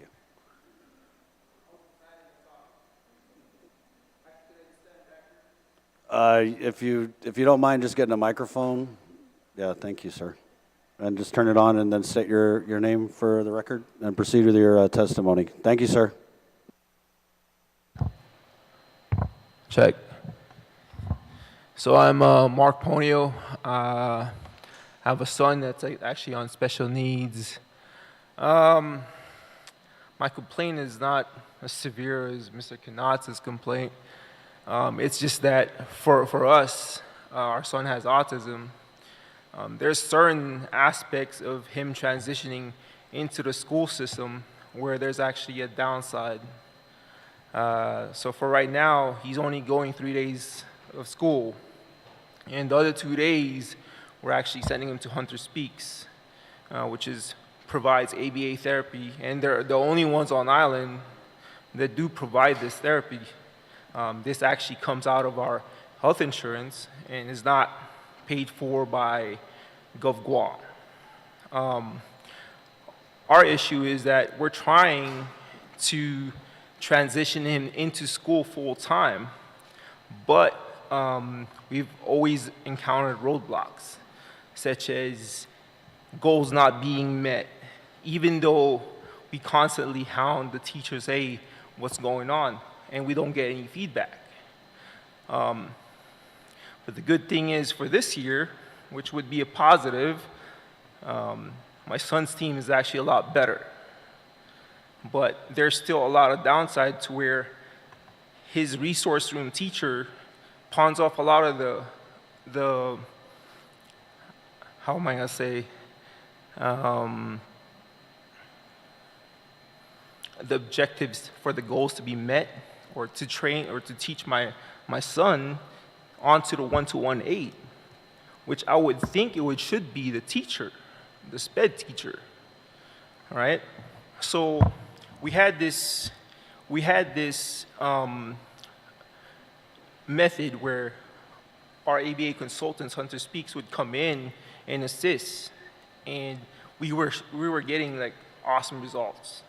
I was in the verge of, actually me and my wife were in the verge of having our son go 4 days a week because we were getting good results. And then all of a sudden, the therapists weren't allowed to go to the schools anymore. So knowing me, I just became cautious, because I want to protect my son.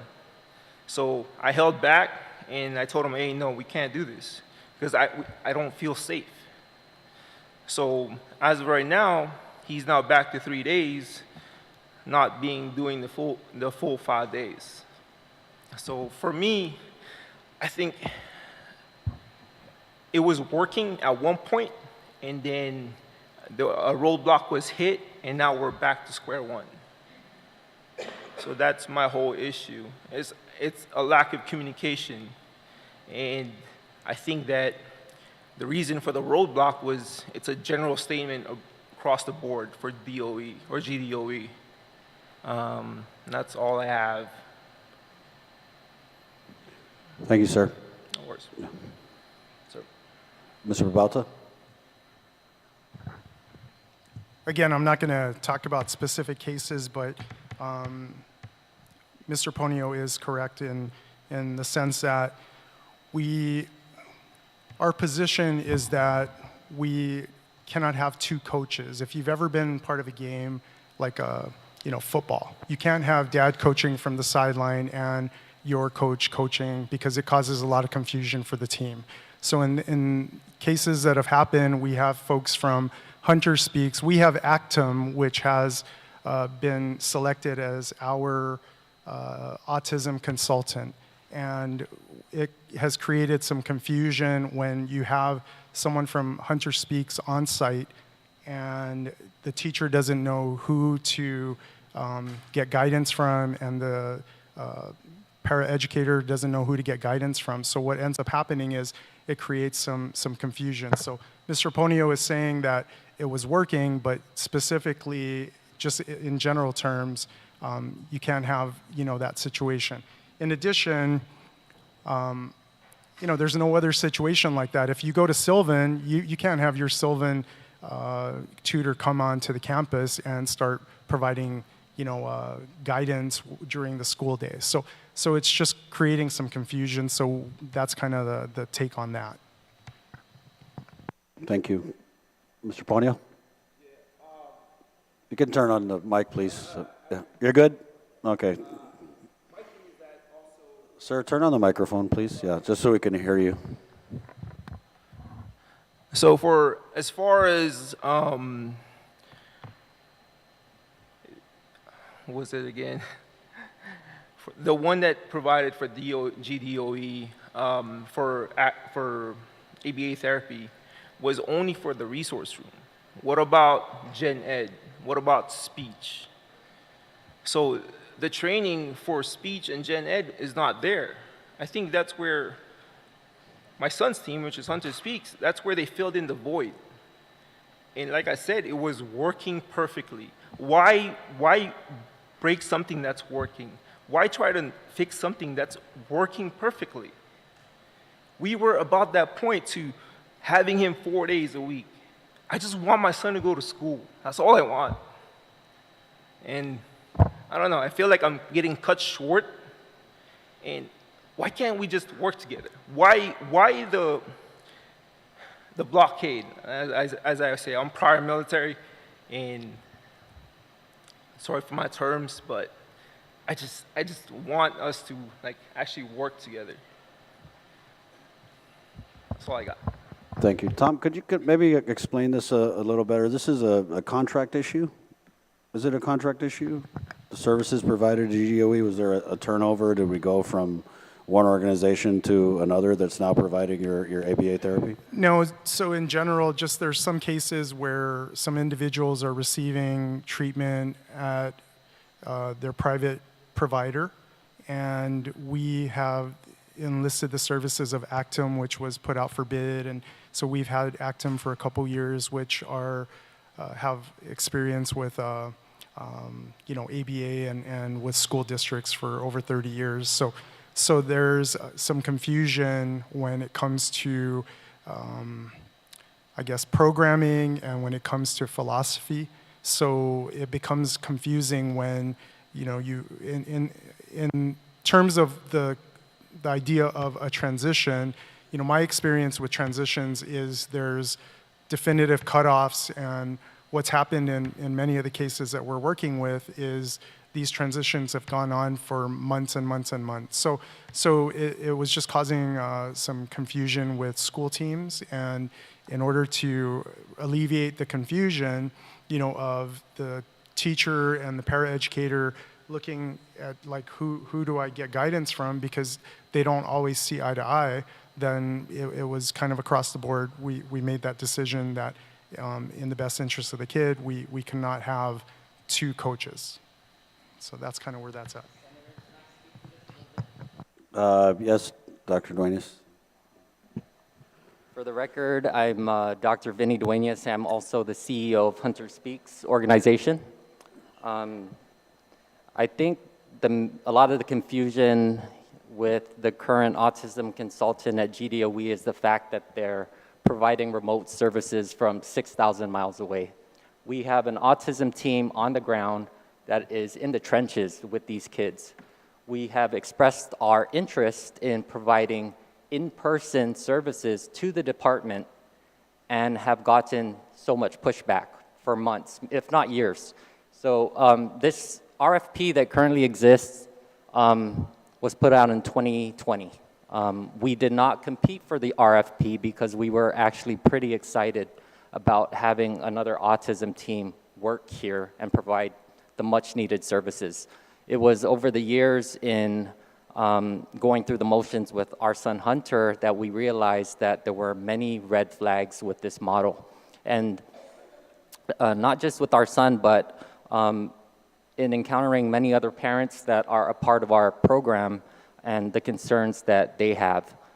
So I think I share the same sentiment as Mr. Ponio, and the same exact thing happened to our son Hunter, where things were going great with the transition.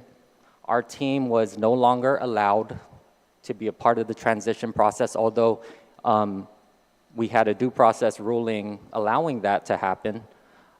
We have a professional team of certified autism professionals sitting right over there. There are 6 of them that the school refuses to let in. On top of that, we have partnered with the University of Pennsylvania, Perelman School of Medicine. Now, that's an Ivy League institution. They are the 6th best medical school in the country. The Philly Ames program is probably one of the best autism programs out there. They want to help Guam. They want to help GDOE. What's mind-boggling to me is that I proposed this potential partnership months ago to the department, to leadership in the department, and surprisingly, again, I got kickback. I mean, that's like Harvard coming in saying, I want to help GMH. Now, if the department was so collaborative, if there's such a shortage of teachers and professionals, then why are they not allowing that professional team into the schools to help 240 kids with autism? Is this a free service that you're trying to provide? It is not a free service. We are currently working under the governor's Youth Empowerment and Education Assistance Grant. We are not asking for money from the legislature or the general fund. Just to be clear, Dr. Duenas, are you trying to offer GDOE a paid service? I am, because we Okay. can be creative with funding. There are federal grants out there that we could get funding for this. And again, a partnership with an Ivy League institution. Their director, Dr. Julie Worley, will be out here in June wanting to come to the schools to assess. I told her, we may not be able to get you into the schools because we're running into this issue. And I just don't think that a few people at the department get to make that type of decision for everyone else out there that it affects in the community. So basically, this is a service that in a normal situation you would bid for, right? Because I'm just trying to, maybe Mr. Babalti, you can kind of clarify this, because, yeah, I mean, you guys are provided services. Right. I don't feel comfortable talking about this because it was a contract that was bid for, went through a procurement process, Correct, and now, so I prefer I to hold almost off on agree with you, and no disrespect, Mr. Duanes, but I'm not sure that we're here to push the contract to be sold. I'm not asking for a contract. I'm asking for permission to help kids in the school. I'm not asking for money. I'm not asking for an RFP. We have a professional team. Everyone here is talking about the lack of support services. So why are those 6 employees over there not allowed to help the kids that need it? That's my question. I'm not asking for an RFP. I'm not asking for a contract. I'm asking for permission to use my team in the schools. That's it. That's a quick question. Why aren't they allowed? That's my question, because I can't understand it. Yeah, I guess the question I have, is there an alternate path? Let's say, I know there's advocacy. Is there advocates that are allowed within the school system? Because I know like procurement laws, there's very strict procedures, but perhaps is there a pathway where there's advocates? Do you consider yourself We're is not it more of an advocates. advocate? We're actually a necessary support service just as much as speech therapy or occupational therapy, if not more. And children with autism need ABA therapy. It's the gold standard. Whether you like it or not, it's the gold standard. And if kids are not getting ABA, they're not getting access to their education, which means they're not getting free and appropriate public education, which is a violation under IDEA and the Rehabilitation Act of 73. We're not advocates. We're providing direct services to kids. Yeah, I think I know what the problem is. It's the procurement, is the procurement issue, I think. And so maybe we need to have a specific, focus group on that one. Thank you. Thank you very much. That's all we want. Thank you. And I just want to, to Tom's, Tom and I met multiple times, and in the beginning, we were very collaborative. Something went wrong along the lines, and then we started hitting roadblocks. So I don't know where where that happened, but I am still very much interested in providing solutions. I want to work with the department. SPED is dealing with this population is a monumental task. I mean, it takes, I don't even know where to start with this. And if there's a shortage, we want to be there to help. Thank you, Doc. Thank you. We're looking to have a forum where we're going to be bringing in community stakeholders, where we can spend more time really scratching below the surface, and that's something that we'd be open to having the conversation. It's just one of the things we need to be careful about is we're looking at sustainability and longevity. So I know that Dr. Duenas has mentioned about the current funding, but if they were to enter, for instance, into this space and we don't have the long-term capability, it's just something that I think we really need to kind of look through and really kind of tease out everything. But we are looking in the next year to be having multiple venues where we pull together these stakeholders and look at how we can improve the system, all the way around. So thank you, Dr. Duenas. I know we did have several meetings. We don't have a meeting of the minds in terms of philosophy, but it doesn't mean we can't continue to have these talks. Thank you. Darlene Stremlaw? Mr. Chair, is there a way that we can? Oh, yeah. Yeah, go ahead. Yeah, sir. Sorry, I just wasn't sure. We're going to go ahead and open it up to my colleagues who obviously have every once in a some while, look this questions. way. Right. And I guess we'll start. Senator Lujan, you showed up. You sure you're going to defer to your minority leader? Okay. Senator Frank Blas Jr., good evening, sir. Well, first off, thank you very much. And Mr. Ponio, thank you. Okay, I can appreciate it. Dan, you and I have worked in a number of cases many years ago. Question I have here, is there, you're very familiar with the wraparound services provided by, at one time, the behavioral health. Is there such a system or a program that exists that within special education, primarily in the areas that is concerned with Mr. Ponio? So I was heavily involved in the wraparound services, as was Dan in the beginning, when I used to work over in mental health and I transitioned over. So typically with the wraparound services, they were leaving the school day to the IEP, and then the other 16 hours out of the day, they were looking at the community resources and supports for additional, activities. And sometimes it overlaps. We do parent training, we do other things that can slide into the home. But as far as during the space of the educational day, that would be left to the education. And I appreciate that, but here is an area where in that 8-hour day, which is for a lot of the kids, the most significant portion of the day, you've got many resources outside of GDOA that want to be able to come in to help, to be able to fill some of these gaps that you've talked about.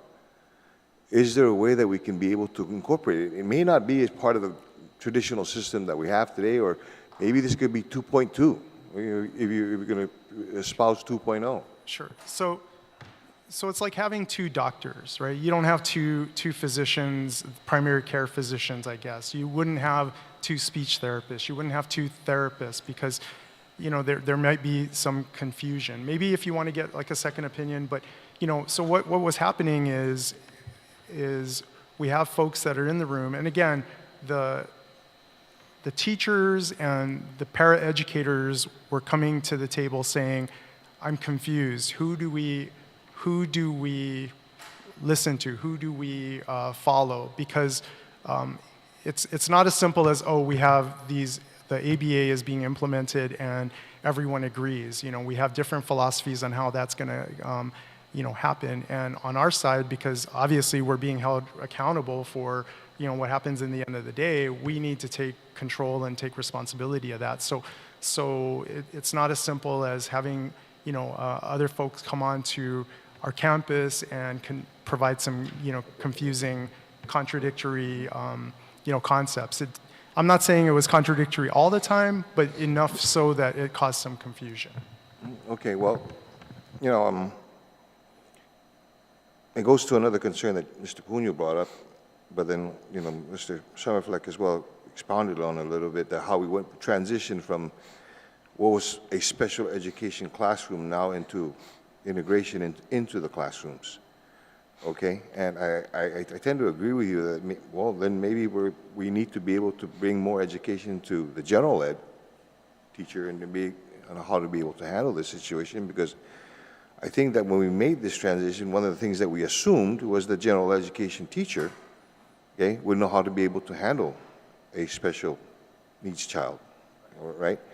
But then what concerned me going to this is when you're saying that the one-to-one aide was the one responsible for the education of the child as given during the resource. So what does a special education teacher do? What is special education? So specially designed instruction is provided by that special education teacher, and they might give guidance to the paraeducator on some activities to carry out. But again, it is up to that professional at the end of the day to take responsibility for ensuring that those special needs are met and the goals and objectives are addressed. So I'm hearing, I'm starting to see a gap here in as far as the communication between the special education coordinator, your one-to-one aide, and even the general education or teacher in the classroom, the regular classroom. And just for full disclosure, Mr. Babalta, because I hear these conversations on a very frequent basis before I go to bed at night, okay? If you know what I mean, okay? And so listening to this, okay, I have a better grasp and understanding, and now, unfortunately, more of a concern of how this is being handled. I think there is this communication gap that exists between special education and CNI that you're going to need to close. Maybe let me clarify. So what Mr. Ponio is saying is that he has his private therapist I understand. coming onto the school campus to provide guidance. Saying it, different issue here. Yeah. Okay? So what I understand. exactly are you? Basically, what when you've got a special education coordinator and then the role of your one-to-one aide, and you're the one who, when I walked in, you were concerned about, as far as the classification and how you get your one-to-one aides. If you're hiring somebody off the street with no real educational experience, then giving him the responsibility of carrying out that education, that curriculum.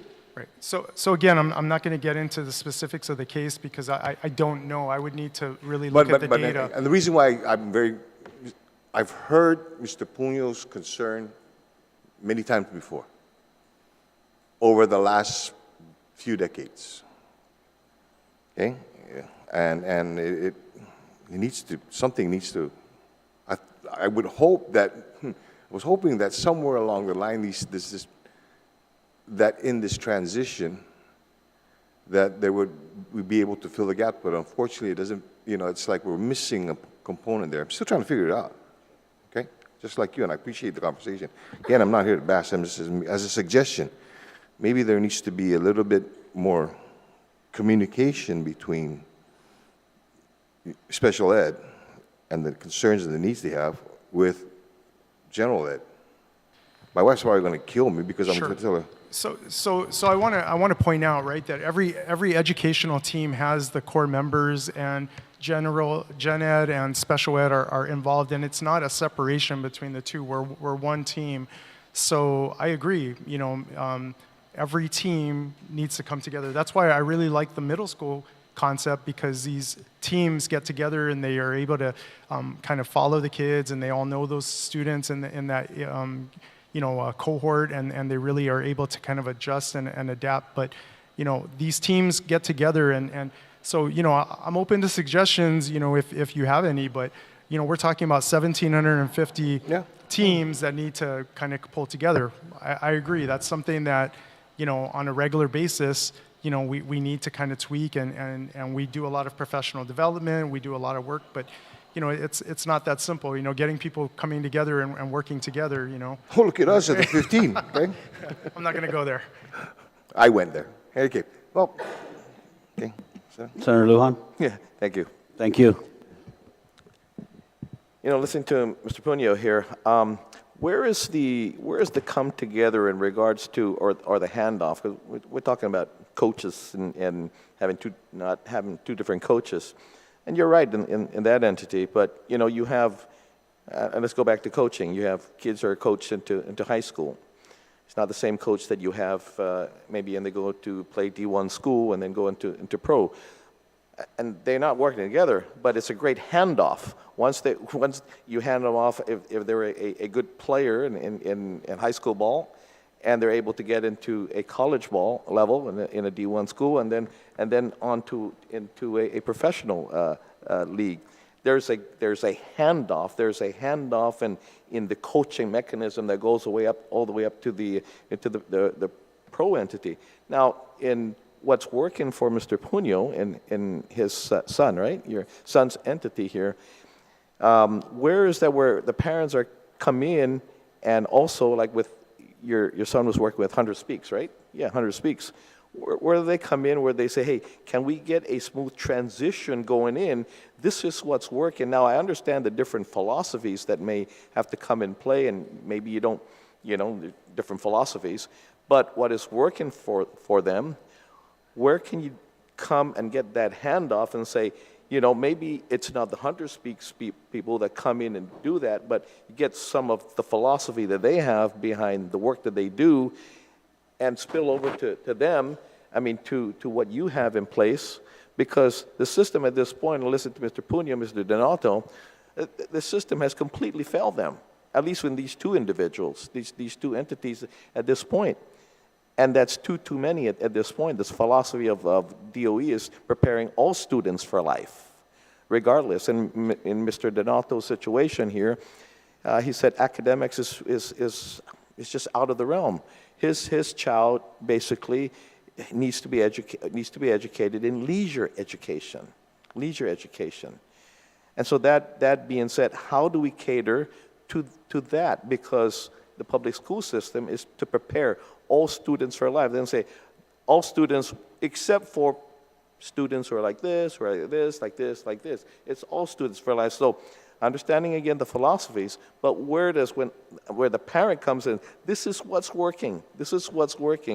And then because there's an installation of a philosophy already, therefore we can't implement what's working here because this is a different philosophy that we're working with here. So where is the come together? And Dr. Duenas here says, we want to provide this for you. We want to come together and work. The parents are saying, we want to come and work together, but it seems to be that roadblock is right in the middle because we have a philosophical difference and that we can't come together.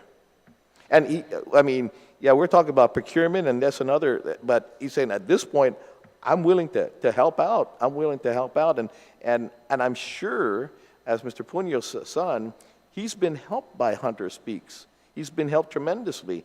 The system that you have has not helped them. This system has helped them. Where do we come together and continue that help? And maybe in that overflow, that maybe that philosophy will kick in at a later.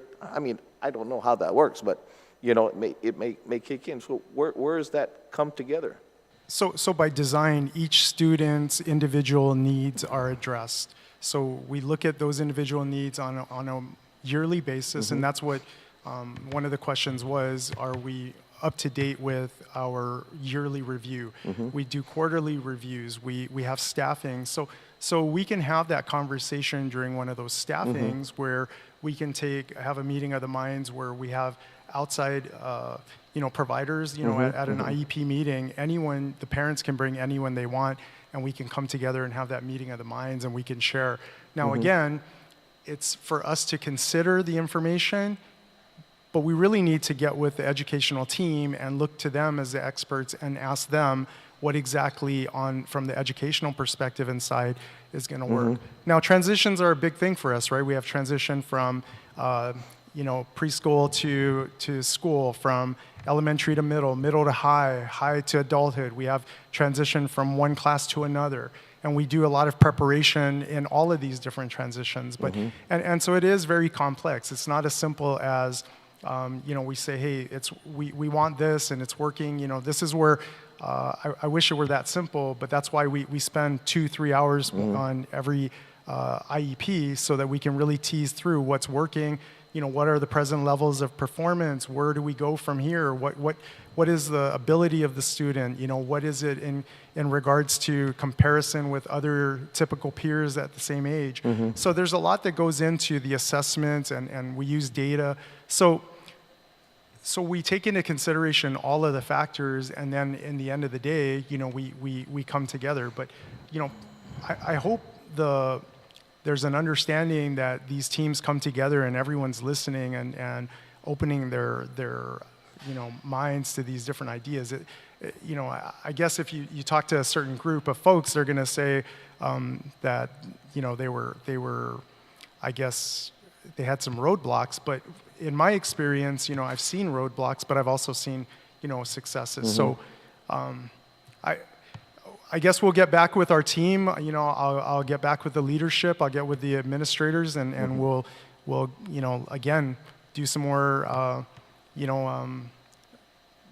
checking in with the And I teams. understand the frustration. Again, and just full disclosure, my daughter's a SPED teacher in Dallas, and she actually, her area of expertise is autism as well, mostly nonverbal autistic kids, and she was very frustrated with the system as well. She worked both in the public school system, of course, and then public school in the charter school system, but she was frustrated in the system that she now teaches one-on-one.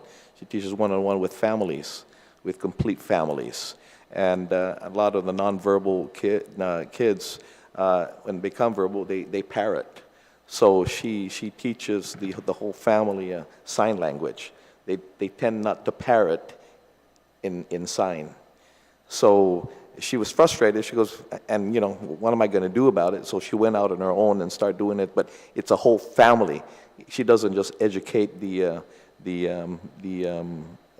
student, child. It's the whole family that she educates, because they need to prepare that child for life, knowing the limitations of that child's what they'll be able to do in their future, but at least within their families, that there's a future in their families and how they can carry on without them. They need to prepare them, because the mother and father are not going to be there forever. So, anyway. Thank you, Senator Lujan. Darlene Stremlaw. Can you hear me? Okay. Good evening, everyone. I want to thank the Committee on Education for having this roundtable meeting. I am here as a parent and on behalf of my child with special needs. He just turned 14 on March 24 and has been in special education since he was 4. There have been many challenges that have gone public concerning my child, and how the GDOE Special Education Division on many occasions made it difficult for parents to navigate the processes so that my child could get the education he deserved. These days are better, but it is not without constant checking in to ensure that things are moving along as they should. The school my child is in now has been very supportive, and he feels safe and happy because he sees in himself what he sees in everyone else. He feels he is part of something he can contribute. One of my priorities tonight is to ask the GDOE Special Needs Division to investigate what is being done to ensure students with special needs can adjust and, if possible, care for themselves when they have graduated out of the system. If there is something, how come I don't know about it? I get so many emails about training from the SPED division that are awesome for parents to attend, but what I need for my child is for these trainings to have an in-person impact on my child, not training that I'm supposed to attend to help my child because I do that every day as a parent.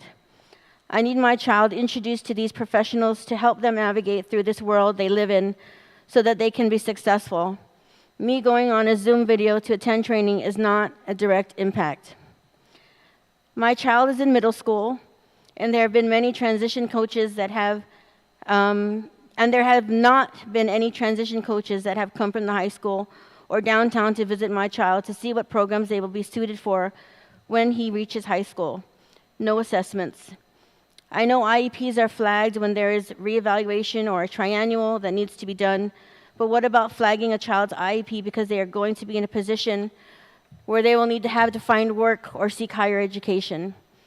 I know they are supposed to advocate for themselves when they reach 18, but how do they advocate for themselves when there is no training? When I ask around about transitioning, I get the answer, I think there used to be something like that. Why used to be? Why a vague answer? There have been no job training initiatives for my child to look forward to when he leaves middle school. I am asking for this committee and GDOE to make these connections happen for our special needs students. There needs to be a connection between employers and their understanding of the special needs population and how they can be accepted into the workplace to make a difference in their own lives and in the lives of people with special needs. Take Career Day, for example. When asking those businesses participating on how they accommodate special needs employees, the answer is sadly always the same. I don't know, I need to check on that. That response tells me, sadly enough, there is work that needs to be done here, and it has to start with the school preparing students with special needs for their work life. Otherwise, I think the educational system has failed my son. I have heard from some educators that it is too early to start in middle school, but what is too early? Students spend money and they need things to care for themselves. What better way to have something in place in the middle school or when our special needs students enter high school? Special needs children have dreams they want to fulfill, just like any other child. I know my child wants to go to college and get an apartment. I must tell him every time, you have to get a job and you need to talk to the college here about what can be done to help you. But it does not make sense to him because there is no one at the school to help him put two and two together. I can only do so much as a parent, and I believe that this is where the school system should step in and aid the student getting ready for life. Next, I would like for the GDOE Special Needs Division to ensure that all coaches that work with our children are trained in working with kids with special needs. My child is in baseball, but it is not without me talking to the principal, talking to the coach, having the coach talk to the students, explaining what my child's disability is, etc., etc., etc. Sports is not and should not only just be for Special Olympics. It should be for all the sports. If you see my son's joy in participating in a regular game of baseball, you will understand the need for inclusivity. If GDOE preaches inclusivity, then this is part of it. There are so many children, I'm sure, that would like to partake in regular sports activities, but do not see themselves doing it. There needs to be adults that welcome it or invite them to try. It should not always be the parent asking for their child to join. The school needs to play a part in including our special needs population. The Guam Department of Education vision or slogan is responsible, respectful, and ready for life. There needs to be a good look as to how the Special Needs Division is doing that, and are the funds being used wisely to ensure this is happening? There needs to be insight or a checklist as to how this is being accomplished, because I tell you now, as a parent, it is not happening with the full force that it should be happening with my child. And lastly, listen to the parents. I know Mr. Donato talked about Ocean View. My son was there as well. We had kept asking for testing and testing for my child. He was diagnosed with ADHD since he was 4 years old. And we kept saying there's some other things that he needs to be tested for, so they tested him for autism 4 times, and he was found not to be autistic. But when we read the signs of autism, my son had trouble making friends. He was depressed. And so we said, please give us some more testing. Maybe the educators with the masters is not good enough. We asked for a clinical psychologist. We practically begged for one. And they said there was nobody to do that for my kid. So we finally went to the neurologist, and the neurologist said, of course we have one, but you got to pay for it. And so we did. My child is 14 now. He was diagnosed with autism just past May. All this time we could have helped him not be depressed. We could have helped him with his autism. We could have helped him if people put their egos aside and said, let's listen to the parent. Let's listen to the parent. We're not troublemakers. We want the best for our kids. I have been in the public eye for a long time. I've been on the radio with Senator Barnett. And all I hear is, oh, she's a troublemaker. You're damn right I am, because I'm doing it for everybody else. You know how many parents came to me and said, I want my kid to get tested too? Who do I talk to? What's happening? That was overwhelming for us because we want to take care of our kid. There is a disconnection between the special education and parents, and that needs to be fixed. Principals and educators are an extension of special needs. Principals need to be involved as well. And that's why I'm so happy with Interahan Middle School, because the principal has no ego whatsoever. If I say there's something going on with my kid in this class, the first thing we say is, what's going on? They don't say, oh, I'm sure that's not what happened. That happens a lot, but not here. So I just want to say that it's important to listen to the parents, because it could have ended a lot of suffering that my kid went through with depression. Thank you. Thank you, ma'am. Did you want to respond, or do you want me to continue with more testimony? Yeah. So a couple things. You know, I agree with you, transition is important. The federal government says 16 and above. Locally, we look at 14 and above. So it's going to happen. It's just a matter of time. It's the next thing that's going to happen now. So I know that you're a little frustrated. You want it to happen a little sooner, but that's the next step in your son's IEP. Number two, coaches. I think that's a great thing. You know, that if we could get more coaches and after-school activities, if we could get more folks trained up.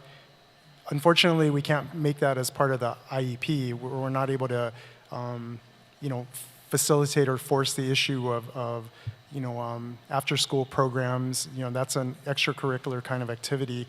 But I've not yet met a coach who isn't willing to learn and take somebody under their wing that is open to learning a new sport. So we can't mandate that in terms of like special education, but I think it can be part of the athletic program. And the last thing, I'm not really sure, because again, I'm not going to talk about your case in specific, but we use the ADOS evaluation tool, and that may or may not be what the clinical psychologist or I'm not sure who you went to, but that's something that, you know, we need to make sure that we compare apples to apples and make sure that, because I'm not saying that the diagnosis was inappropriate. All I'm saying is we don't really look at diagnosis specifically. We look at needs. So even, you know, with a term or a disability label, it's not going to change the way we address the issue if the need is there. Can I say something? So Yes. I did express the needs. I expressed the needs very clearly to the principal, to the CRT, to the teachers.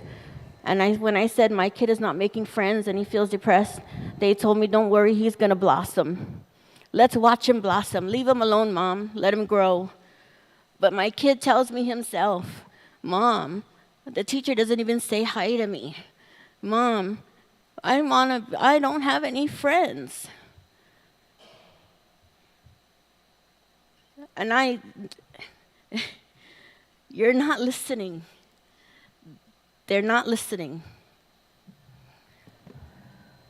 Ma'am, please keep being a troublemaker. And it's very consistent. I mean, with so many parents of special needs children, they are the advocates. They're the ones who are climbing the mountain and shouting from the top of the mountain everything that needs to get done. And they're the ones who really called for this hearing, right? When we kind of talked about sitting down at a round table with SPED, like I said, we got so many concerns from so many parents who, and I know you're saying you make the effort to communicate with them, but they just don't, at least the ones I'm talking to, don't feel heard. And so thank you for your testimony. Keep being a troublemaker. Hey, my son loves baseball too, and I got to commend you because you're doing the things, and we see it from so much of the testimony today as parents are stepping up and filling in the gaps where they feel that the Department of Education is falling short. So that's to be commended, and I think that definitely one of the takeaways from this hearing is I think everybody in this division and department-wide are going to go to work tomorrow and try and work harder for students with special needs, and that's a little victory that I think we can accept for now. So thank you for your testimony. Right. Next we have Paula Agostini. Ma'am? I hope I turned it on. Yeah, I you think did. so, yeah. Yes. Good evening to everybody, and thank you so much for doing this. I appreciate it so much, this opportunity, because I think that it's actually about time that we get to share a little bit what happens. So, hey, meet the troublemaker in chief. What can I tell you? I mean, join the club. I think that sometimes it's a good thing to be respectfully, and I disagree, with Mr. Babauta. Parents do see the wonderful things that some people do. I do. My daughter is now 13 years old. She transitioned this year to middle school. It was a disaster, total disaster, to the point in which I actually had to move school and district because I was so desperate. But the previous years, we had our, yes, ups and downs, and service not delivered, and yes, we sparred sometimes legally and sometimes not. But I will be forever grateful to that team because really an elementary school teacher, a SPED teacher was fantastic. She's still invested now, and my daughter loves her. Still now she tries to go back to elementary, which is really sad actually, but never mind. Now, I wanted to be here today because I want to share some issues that to me are systemic, actually. So my daughter, first of all, has autism, ADHD, and apraxia. Apraxia is a speech motor disorder, which means it's kind of hard to explain, but it's a little bit like the circuit of your brain sometimes gets removed, and your muscle fail to form your words or to perform certain movement. Do you know what you want to say? Yes, you do. Are you able? Not always. So if right now I can tell you pizza perfectly, 2 minutes later, maybe I can't. I know what I'm saying, but it's very hard for me to express that. Now, this is a gigantic barrier. Why? Because first of all, she requires very specific instruction, clearly. It's hard for people that never met this child to understand her speech patterns. In a way, I became a sort of interpreter, I got to say. I understand what she's saying. Would you? Sometimes yes, sometimes you wouldn't. That said, I have to admit, I'm a bit disappointed when I hear you brushing off a little bit the fact of AT, assistive technology, because for me, this is really one of the biggest issues that we face. Having and always will have a speech disorder of this kind, it means that she will have to rely on AAC. AAC is basically augmentative alternative communication device for people that is not familiar with the issue. And it's basically what it means is that you have an iPad and you tap on icons. Sometimes they're just words, sometimes they're symbol and words. Anyway, it grows with you as the child grows at the end of the day and the vocabulary expands and it just speaks for you. Now, my problem is this, that I really think that wherever I went, there's a huge misunderstanding about what it is. Meaning, the personnel in general, one-to-one aid and teachers as well, they are not really trained in understanding and implementing the use of this device into the school curriculum consistently. So what I hear every time is, I want the ball. I need the restroom. Now, it should be a conversation between really communication partner. It means that, I can comment and I can say, hey, how are you today? Oh, I like your shirt, or comments on curriculum. This doesn't happen. And, it's been the same in elementary where they were wonderful. It's been the same in middle school, don't even talk about it. And the problem is why? Because you can have the most beautiful devices. I'm glad to hear that you have the devices now. It's great that you have the iPads. But you've got to have the people that understands also how to implement it correctly, because anyway, if you have this iPad and after people doesn't know really how to use it, what happens to these kids? And also with the one-to-one aid, the fact that we are talking about, one-to-one aid, that they're not always necessary. Well, my daughter has one, theoretically, that was assigned to her. permanently, and then she's been so lucky that she followed to middle school. Unfortunately, what happened is that life, throws curveballs to everybody. Frankly, it happens. It happens to me, it happens to everybody else, and we know that. So she had to go away, and what happens? And we don't have anybody else who's trained properly to implement this device. Now, this is something that supposedly has been discussed multiple times in IEP and everywhere, frankly, every time with the principal. We had this perfect transition plan from elementary to middle school, which, surprise, surprise, wasn't followed at all. Ended up pretty badly, you know that, to the point in which this child banged her head against the wall. She never exhibited any SIB, self-injurious behavior before, never. I never saw anything aggressive. She was that desperate that she actually ended up banging herself at her head, then really banging it against the wall, because I think nobody understood. Curriculum wasn't adapted. Many accommodation modifications were not implemented correctly, although they were written loud and clear in the IEP. And I was terrified and frustrated.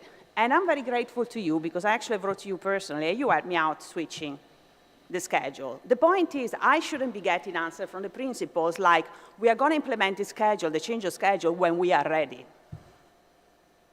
It shouldn't happen. I am sorry. If people addresses you, it's because they're worried. If a child bangs their head, something you will agree they ain't right. So what's happening there? So, I appreciate the school has issues, but at the same time, there should be another kind of spirit. Same story with the IEPs. I am the one, actually, unfortunately, on the months-long IEP. My IEP is expired, and what? And we're still here. Now the school year is about to finish, and what happened to my IEP? I had a meeting last month. Every time I ask, please, be kind, let's spend 10 minutes of our time before we finish. We finish 10 minutes before. We are all here. Can you have a look at dates? No, we get back to you later. When is later?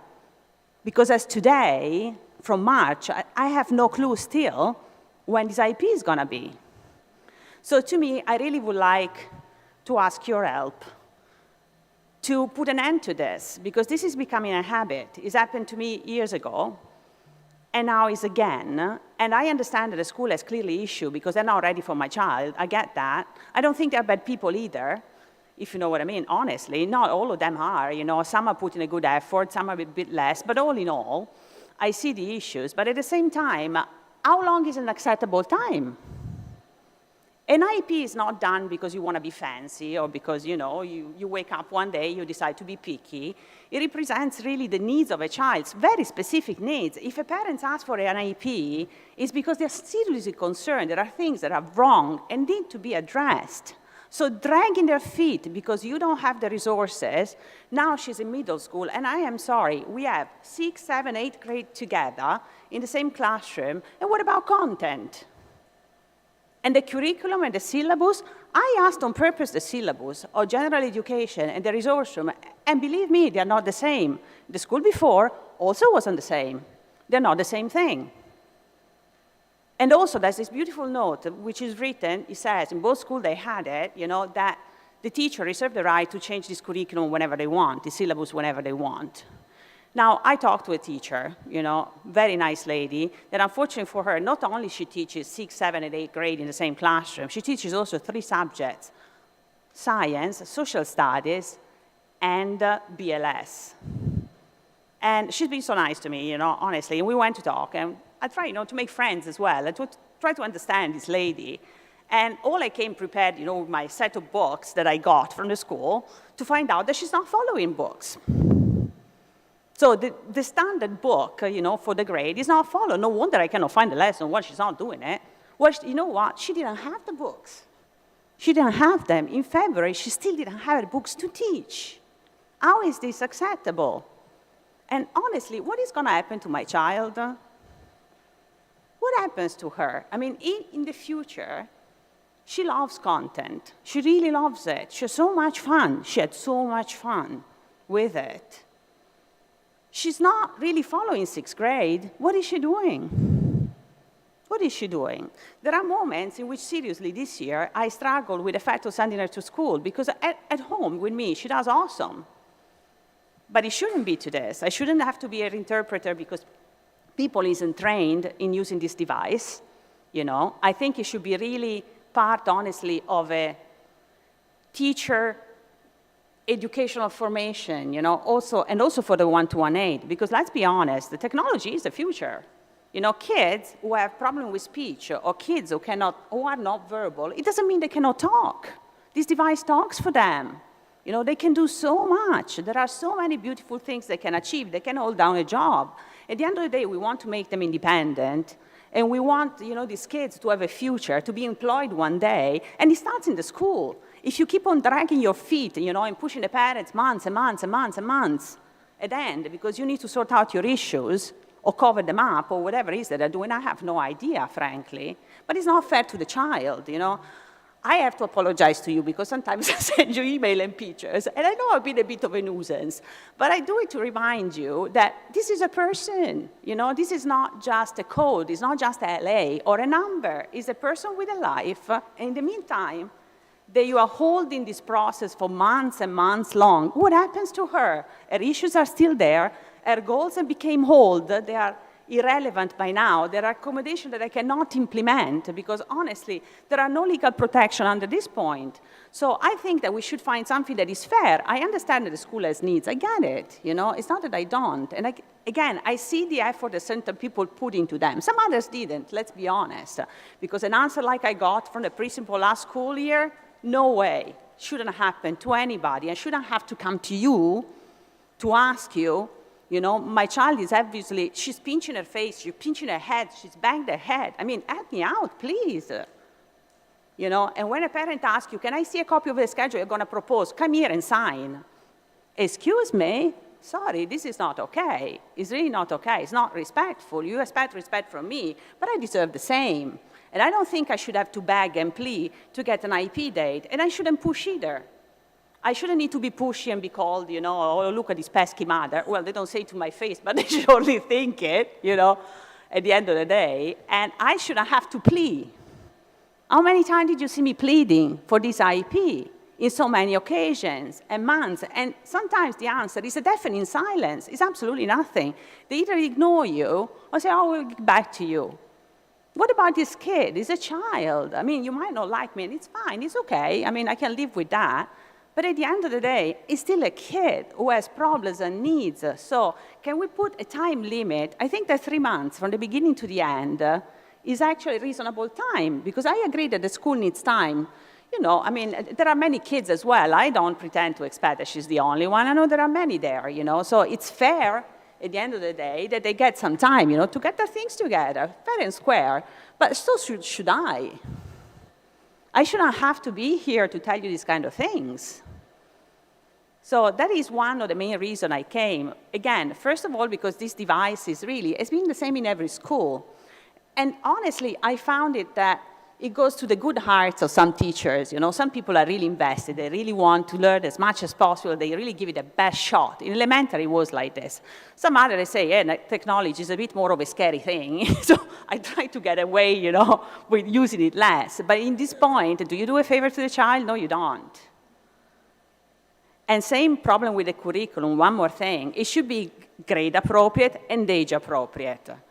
I saw people gave me back the ridiculous part of this beginning of the year was when I got given an activity theoretically adapted from my daughter, theoretically, but printed in a reality from Teachers Pay Teachers website, pre-kindergarten level. Do you know how I know? Because I have it home. I have no teacher. I am not ashamed to say. So I went to the website when she was pretty much in first grade, and I printed it out for me. And then here I am in middle school. Instead of moving forward, I found myself, you know, this stuff. They said, oh, we adapted this for your child. You serious, people? I mean, it ain't funny. I'm laughing, but it's not funny. You know, we want them to be independent from their aid and grow up and be able to do things. And we want them to have a curriculum that the other kids are following. They have the same rights, and they also have the same potential if we teach them right. At the end of the day, I don't think I should have to fight every year, seriously, for having a syllabus, you know, for having the same curriculum adapted to the level of my child, and with appropriate material, not that she's a baby. She's not a baby anymore. And I can prove it to you. I mean, I've been even sending video myself, you know, working with this device or reading books, you know, that she loves, real-life books. But I have to argue every time for this. Why? We want them to have a job in the future. We want them, to maybe, I don't know, follow a college class. Who knows? Maybe she will do it. Maybe not. But she needs to have this opportunity she wants to. And right now, she's not getting it. And this is just because, again, to me, maybe it's an impression, maybe I'm wrong, I don't know everything, what goes behind the scenes. But the impression is that really there is no standard. Every school can do pretty much what they want, and there seems to be very little oversight. In the sense, that I found one syllabus in one school and one syllabus in another school, and they can change it. This poor teacher, she even told me, honestly, BLS, I do what I can because we don't have the equipment. BLS, basic life skills, for whoever doesn't know, should teach these kids the basic things, like, I don't know, fold shirt or do the laundry, make themselves a sandwich. This poor lady, she said, well, I don't have the budget. I don't have the washroom, attached to this. I don't have all these materials. So I do it when I can and with the resources I get. So that's why my curriculum is not finalized yet. Boy, it's February, seriously? So what are the chances of these kids gonna be? What are they? Those are fair questions, and they shouldn't be so far-fetched, frankly. As for ABA goes, I am personally a fan because my daughter learned to do things with ABA that she could have never have done. GDOE gave up many times on many of the goals. Cutting, she was told that she couldn't turn the paper, forget it, let's drop it. Guess what? She almost cut my passport too, which is not a good thing, but I mean, she can turn the paper now perfectly. Yeah, that was an horrible thing, so to forget that part, seriously. She can tie her shoelaces.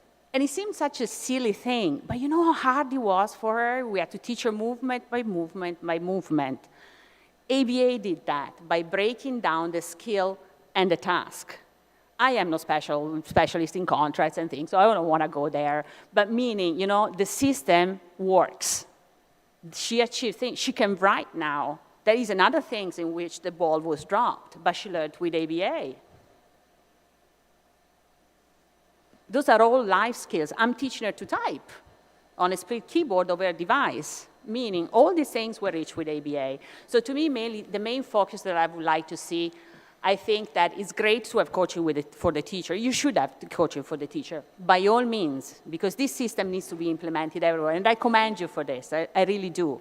But I really think that also sometimes teachers never had this kind of training before. And as you said, they can be confused. It's not always so easy to implement this technique. So sometimes to have someone on the ground that can really, watch them by close distance helps. That's all I have to say because I've seen it myself, I mean, I did it in person and I did it online. I did both. And I have to admit it worked. Sometimes you need to have that person there that watches the child, to steer also, the person working with her to do things correctly. So that's probably where the two things I think should, or would be nice in theory, that they come together a little bit more.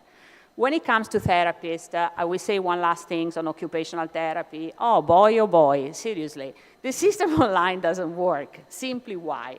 Because really, occupational therapy, it means that you have really to be skilled and very precise on how you direct this child.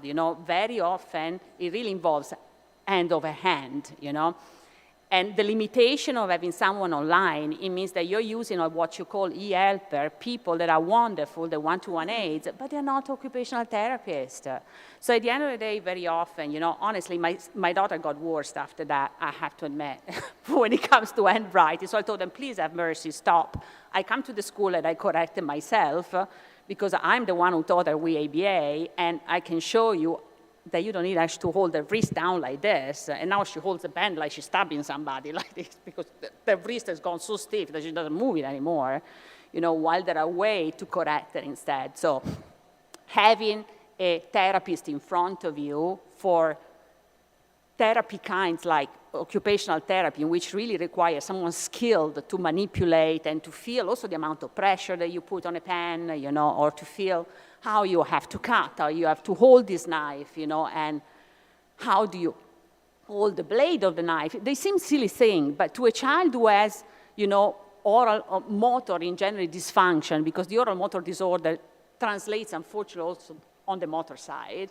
so in this kind of challenge. It does make a difference. So please consider, again, I know that finding occupational therapy is hard. It's hard everywhere, frankly, and I am aware of this. But maybe there's a way that you can work with UOG or create a program, that would give some jobs, honestly, to local kids, but at the same time will help some poor other child.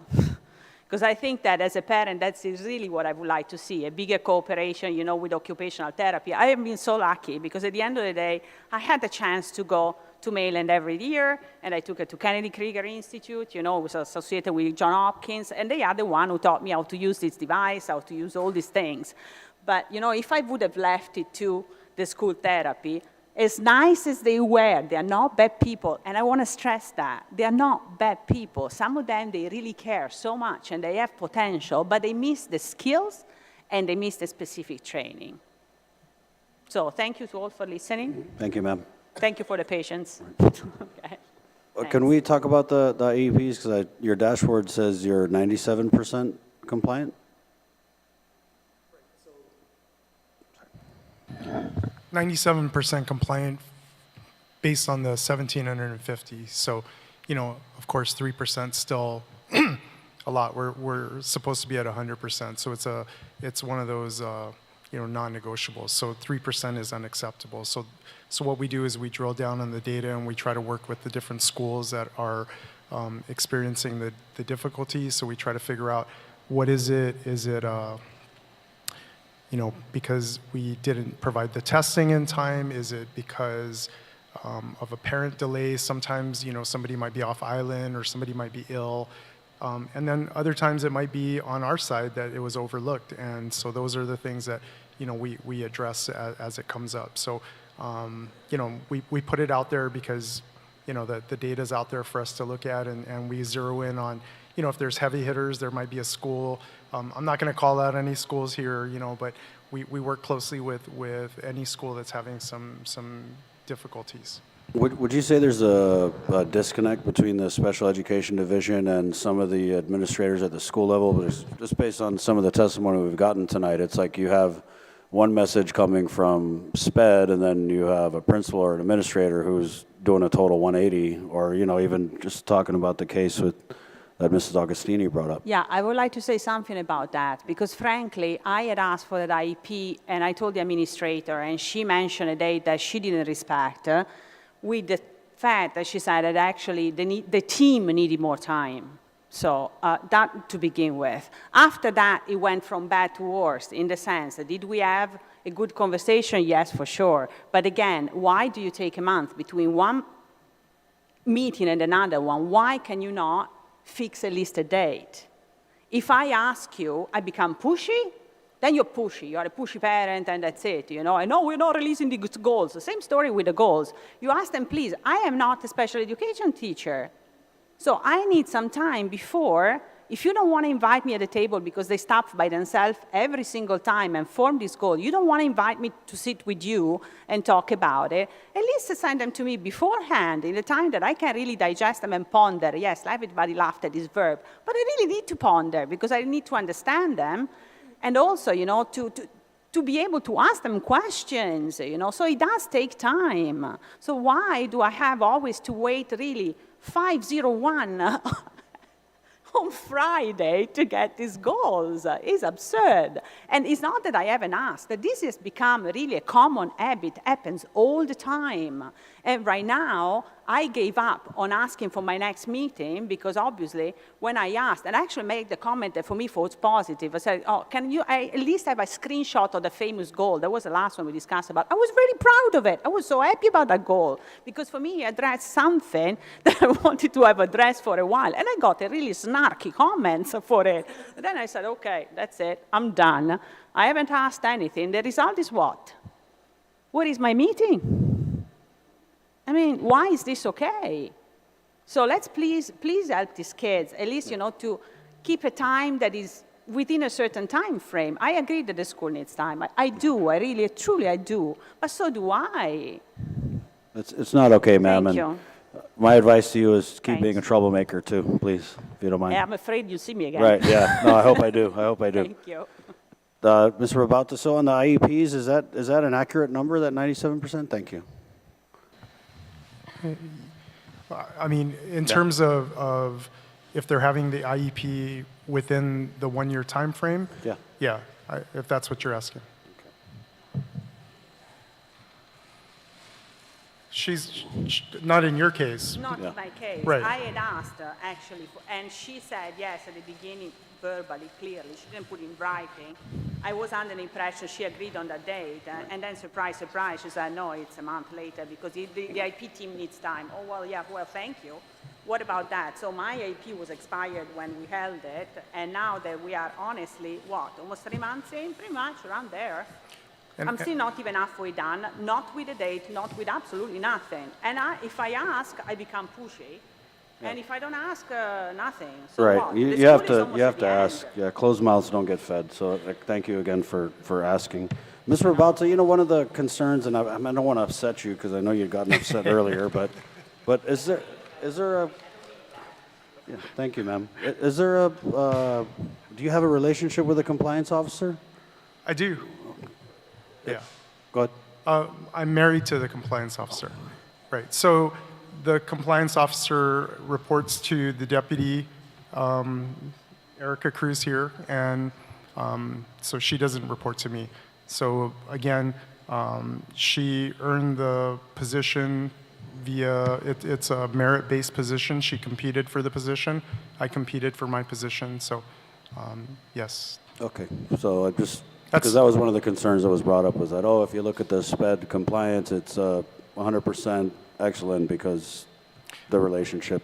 Actually, it's not. Okay. And I think, I mean, Yeah, if you look through the historically since I've come on board, you know, there's actually you know, some cases, but I'm not going to get into that. Right. I mean, if that becomes an issue, then you know we'll I address just it had at to that ask. time. Hope you understand. Yeah. I mean, it's not a secret. We had Valerie Williams out here from USDOE. She's in charge of OSEP. She was out here. She had no issues with it. We, you know, so everyone's aware. We work with National Center for Systemic Improvement. So it's not like it's a secret. So it's out there. Thank you. No problem. No secrets on Guam. But I do want to address your earlier question about Sure. the relationship. So historically, I'm going to own that the department has, or the division has not had the best relationship with the administrators in the past. But we've been working really hard in the last couple years to repair any damage to relationships. And, you know, there's still some scarring, but we're working really hard to improve that. I try to make it to as many principals meetings as possible so that we can have this collaborative, you know, working partnership, and we do a lot of training together with the administrators. So I'd like to think that it's appropriate. Okay. Well, maybe we could revisit that relationship because we did have a couple issues, right, with some of the SPED parents that with school administration. Just the testimony we received. Yeah, it's kind of been a recurring theme. I'm not sure if I'm tracking that. So they were saying that there was a disconnect, but Well, they hear one thing from you guys and they ask the principal and it's a different story, or the administrator. We did hear something positive. I mean, if you could, yeah. you know, I'll take a thank look, you. but Right I on. think we're pretty consistent with the messages that we push out. Right on. And now we're going to turn it over to Senator Frank Blas Jr. Thank you, Mr. Chair. Mr. Babauta, who is responsible for scheduling IEPs? So the model that we have now on the elementary side, we have program coordinator ones who are in charge of the documentation and paperwork. So and they report directly to the division, and so they're the ones who are the case manager, and they would schedule the meetings and do all the follow-up. On the secondary side for middle school and high school, they report directly to the principal, and they are part of the faculty of the school. And they're Okay, let's go back to the Sure. elementary side. So the individual that schedules the IEP is not necessarily an individual that's assigned to the school? They're assigned to the school, but they're not on site all the time. So they cover, because they have a caseload, so they might cover 2 schools or possibly 3. So what is a special ed teacher or have to do with this? So, Or the administrator, for that matter? so the administrator runs the meeting and coordinates the meeting, is responsible for full implementation, but and then at every school, the special ed teacher is responsible for the specially designed instruction. So they're site-based at the school and they provide the academics. So the case manager comes in and provides the scheduling and does the follow-up and does the coordination. Okay. So along those lines, and you said that then it's the special ed teacher that basically provides the curriculum or the lesson plan for the child? Correct. It's not the general ed teacher? They work together, but the specially designed instruction is provided by the special education teacher. Who, and as far as compliance, let's talk about a little bit of compliance. Who evaluates special ed teachers in the school? The principal, So it's the principal. correct. How does the principal know that the special ed teacher is doing something when the case manager, you see, there's a lot of gaps here between the case manager and special ed teacher and the administrator and the classroom teacher and the one-to-one aide. I'm just wondering how you connect all of this to, it goes, you're very familiar with wraparound, and I think Right. that very simply, in a very simplistic manner here, we're talking about a wraparound system that should exist in a school. When I'm hearing different components and I'm still trying to figure out, okay, how does one communicate with the other? Well, the administrator is in charge of the overall school. Okay. And they would be intimately familiar with every special education case. Or in some schools, they have an administrator, an assistant principal that might be overseeing special programs. So they would have that ultimate oversight of the special education programming. Maybe if you could look at the IEP as a wraparound, but for the school, Right. That's what our IEP is. It's that plan for from the time the student comes into contact with the special education or with the school system until the time the student leaves. So every aspect of that student's day will be covered in that IEP. Okay, but one of the key components in that wraparound is constant and communication with all the members, with all the team members. And I'm just wondering how this is happening when, you've got a case manager who's at least in the elementary school, not necessarily he goes to the school, not assigned to the school, that coordinates with a special education teacher who's supposed to be coordinating with a general education teacher with a one-to-one aide who's not trained in any aspect of education. See what I'm getting at? Okay? So I'm starting to see where maybe the gaps is, and maybe one of the things that we need to be able to do this is make sure your one-to-one aides have some type of formal training. We do, and I can provide you a Yeah, list but of you're that just training. saying you take a guy off the streets and put him right into the classroom. We do. It's an entry-level position, but we do have a series of initial training that we provide. But again, they're entry-level positions. So Yeah, well, you can even at an entry-level position at teaching level, you've got to have certain criteria, right? Well, it depends on what you're looking at. But yes, if you're looking at an instructional aide, you want somebody who's going to be able to implement that strategy. But again, the design of the current program, and we're open to, the discussion of changing that. Yeah, But I again, appreciate it. yeah. That's why I appreciate this conversation, Yeah. because in the constructivity of this is obviously there's a communications gap, okay? And inside that communications gap, I'm not to say anything, I've seen some great one-to-one aides, okay? But at the same time, I've seen some very deplorable ones, all right? Right, we've had some Yeah. bad actors, and we deal with that swiftly. I'm sure you've Okay. read the news, lately. Yeah, but at the same time, I think that we have to be very fair with them too. That if we're going to put them in a situation where you're going to have to deal with a child with needs, okay, that there has to be some understanding from day one, from the get-go, Okay, I mean, obviously, you can't take a person right off the street and then put him as a 1-to-1 aid for a highly complex, an individual with a highly complex, disability or challenge, for that matter. Mr. Summerflick, do you want to say something? Do you agree? I think there's somewhat of a disconnect. You want to turn on your mic, please? Yeah. And the disconnect that I'm seeing is a lot of special ed children don't ever go to the resource room. And they're in the classroom. And their only connection to special ed, or for example, knowledge of autism, is through that one-to-one aid. And if that one-to-one aid is entry level and doesn't have the advanced skills and knowledge, how does that relay to the regular ed teacher? Do you understand what I'm saying? Not every child is in a resource room with a special ed teacher. Most of the children in a regular ed classroom with a regular ed teacher. And that one-to-one aid may be the only connection they have with special ed other than the floating CRT. You understand what I mean? Yes and no. I mean, we have 300 students with a paraeducator.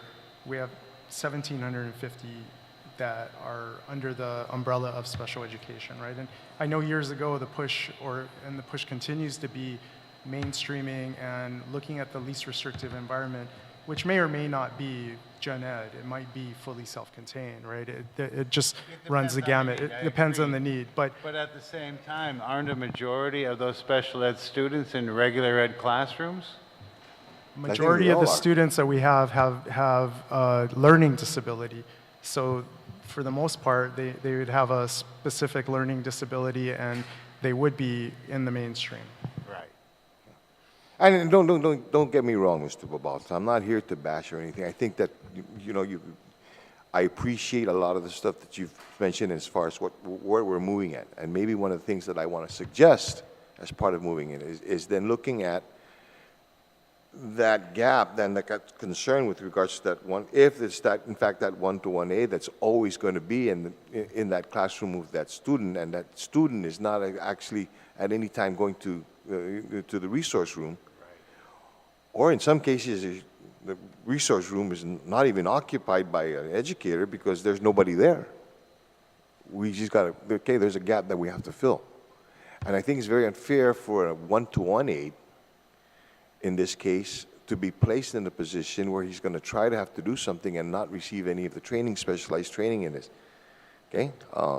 And I'm glad that we're having this kind of conversation so that we can identify where these gaps are. I clearly see where this gap is at, and I'm going to help to push that, along with wanting to classify so they don't have to worry about contractual year to year, is that there has to be, we just can't take somebody off the street and put them in front of, with a child that really needs that specialized care. Because the other concern that I have here is, I've seen where, a child has become so accustomed, so used to, their one-to-one aid because they've had him since the first grade. Then when the fifth grade comes, that he's not going to follow that child, and that child's devastated.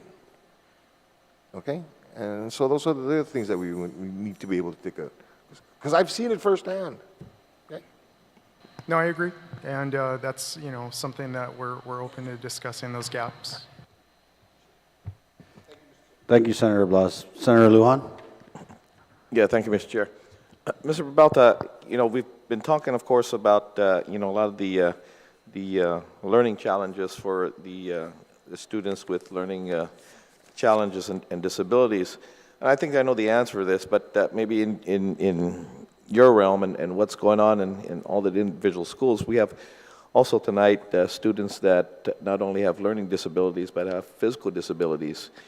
Where we at in regards to accessibility for those students who not only have learning disabilities but physical disabilities in the schools, because we've we know the great challenges, and as was stated earlier, comment Mr. I think Donalto has said, just common sense in regards to ramps and railings and things of that nature, and bathrooms accessibilities and all that, because if the students are also challenged, not only in their learning disabilities, but physical disabilities, it's a cluster of problems for students, you know, in the schools. And again, when you say, you know, conditions, I mean, the Adequate Education Act, but then also, you know, conditions conducive to learning.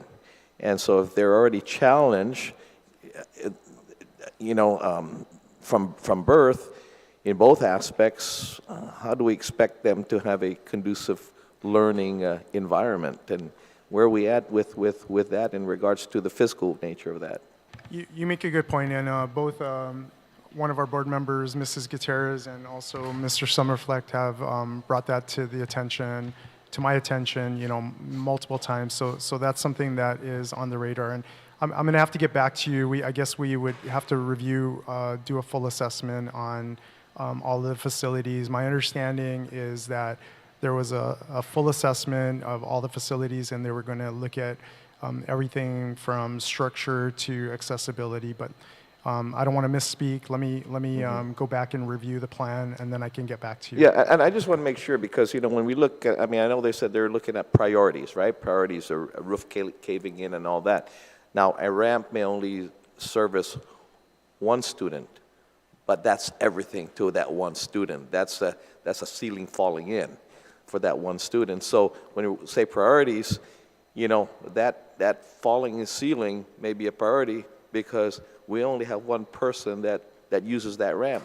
But that's, again, that's everything for that student. So again, in that priority, please find out how they prioritize, because the ramp is not put there for nothing, not for show. It's for use. And, you know, again, bathrooms, I've got teachers who call in and said, you know, I mean, it's a great challenge for kids who don't have disabilities.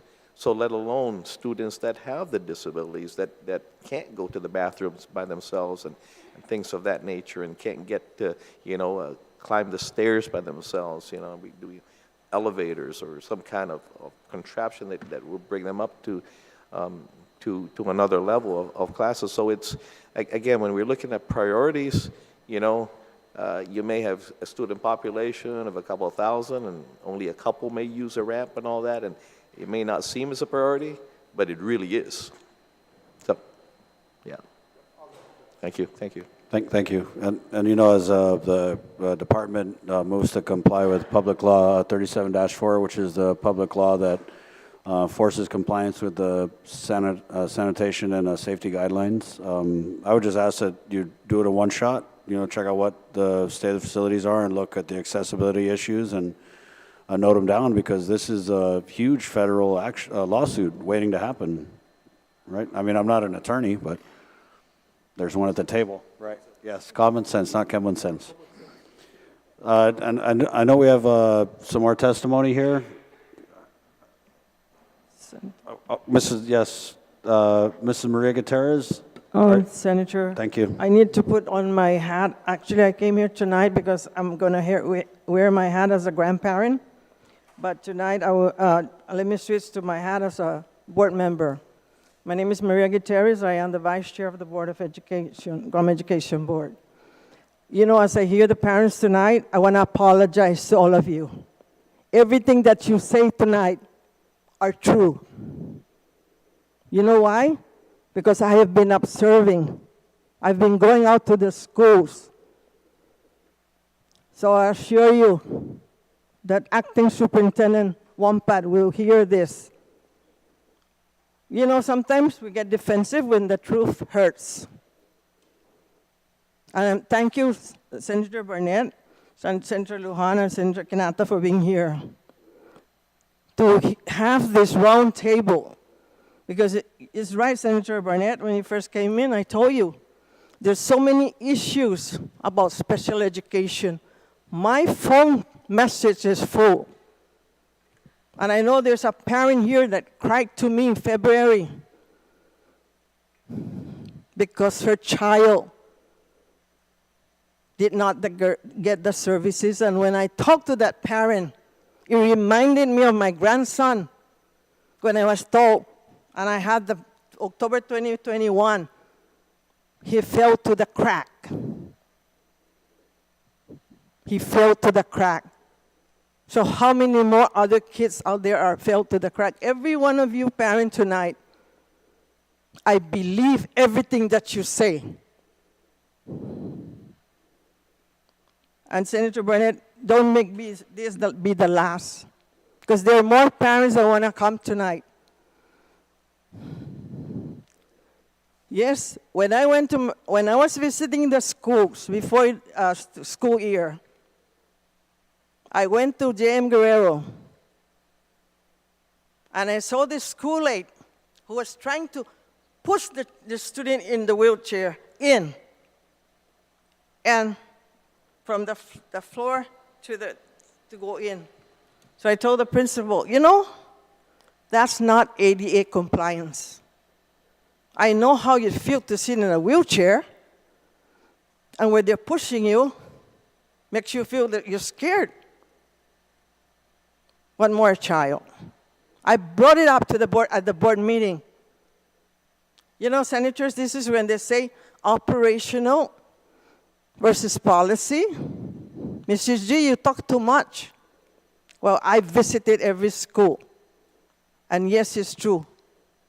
The schools are not ADA compliance. I was at Malesso Elementary School on Tuesday to visit the Head Start because we were cited in violation. And I want to see it for my eyes. The principal told me, look at the ramp, Mrs. G. It's really high. If there's a student that needs to go up there in the wheelchair, it's going to be hard for that school aide. So, Senator, I will assure you, senators, parents, I will assure you that the April meeting, we're going to see data. We're going to bring something out. You talk about compliance. We used to have compliance, non-compliance. The late Begonia Flores will always have on a report non-compliance. The last time I heard, or it came to the word non-compliance listing, when was Jonas. Jonas was at the compliance office. We do have a plan, senators, where this position is going to be. Listen to our April meeting. Parents, you have every right to share your concern about your kids. Never mind if anybody, those DOE are getting upset. Let me tell you, I just came back in March from the National State Board of Education. I am the Western region, meaning not only Guam, the territories and the states in the Western region. And one of the Biden's budget for FY24 increase special education. So in the last Zoom meeting with the National State Board, I asked, how much of that amount is going to the territories? So that means that our children with special need is number up there.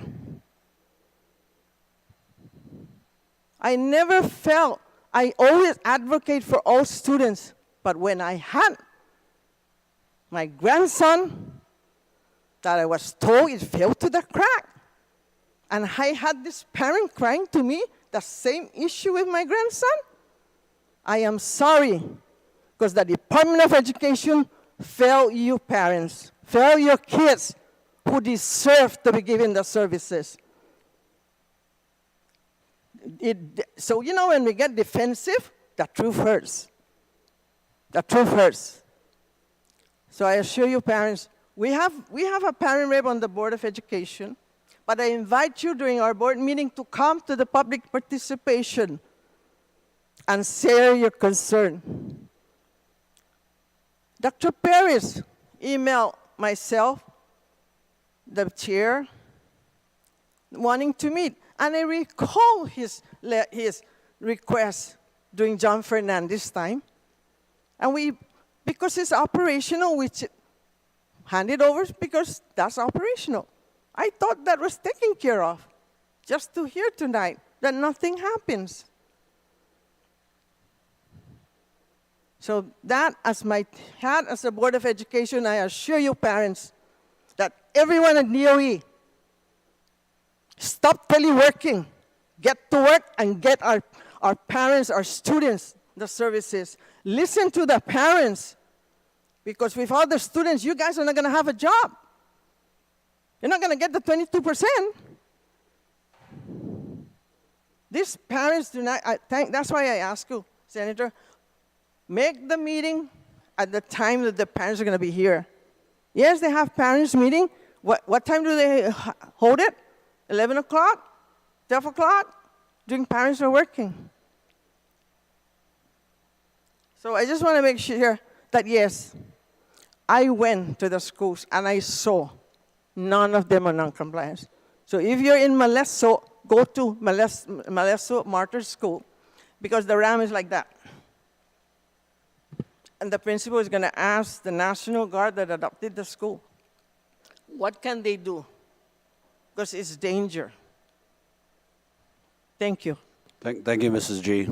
Thank you very much for your testimony. We always count on you to really just get on people's noggins, get that reaction. Thank you. And we'll continue with the testimony. Janice Santiago. Thank you.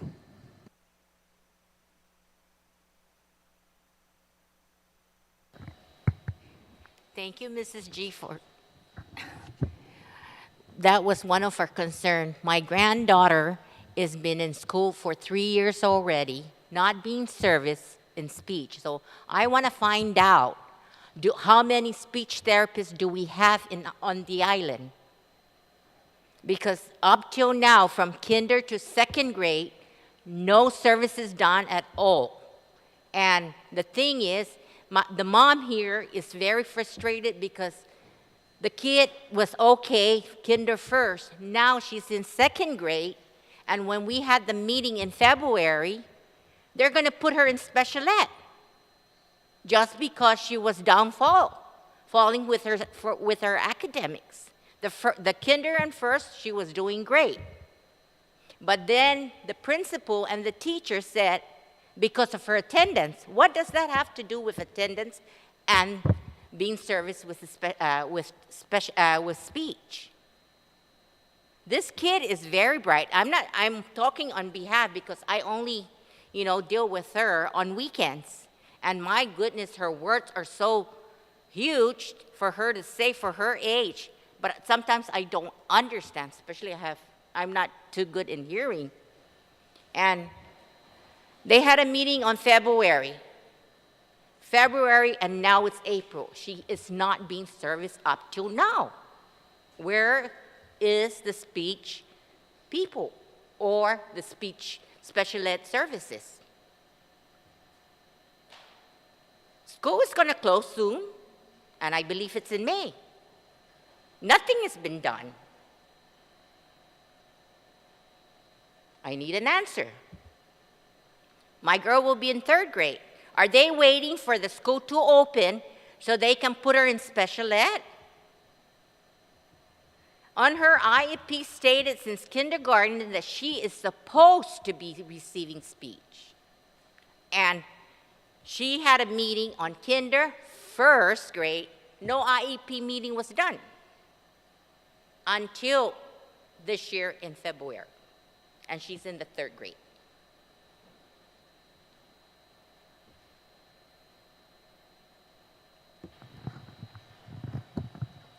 I'll get the information so I can do some research and find out what's going on in the case, and I'll have my staff get back with you. So my staff's going to get your number and stuff. Are you satisfied with that, ma'am? Yeah.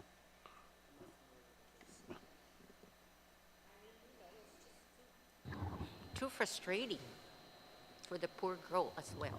So, Mrs. Gutierrez. Ma'am, could you just state your name for the record, please? Thank you. Jolene Teitzno. I'm the parent of Kaya, and it was actually Mrs. Gutierrez that got things pushed for my daughter. I was the parent she was talking about that cried to her in February. My daughter is So at first, I understood that there was something wrong with her. We went to early interventions. They assessed her, they passed her for everything. They said that she's not eligible for SPED, for any of that. And I was told that she was going to be put in speech therapy. They put out a 504 plan, they did all of that, then COVID hit. When COVID hit, supposedly that's when my daughter fell through the cracks. I followed up with the teachers. Everybody kept telling me she needed to get assessed. And it wasn't until now that she's second grade, her speech isn't getting any better, and now she's starting to be more self-conscious. She doesn't want to go to school because she gets teased at the way she talks. The principal and her teacher said, how can we assess her if she's missing school? But she's missing school because she doesn't want to go to school because she gets teased. She gets laughed at. And as a parent, she tells me, Mommy, I don't want to go to school because I get teased. People don't understand me. And that's where she fell through the cracks, was because I followed up with her teacher. And it wasn't until Mrs. Gutierrez called the principal and blasted her. And I just want to thank you so much, Ms. Gutierrez, for standing up for my daughter when I tried to, and nothing was being done.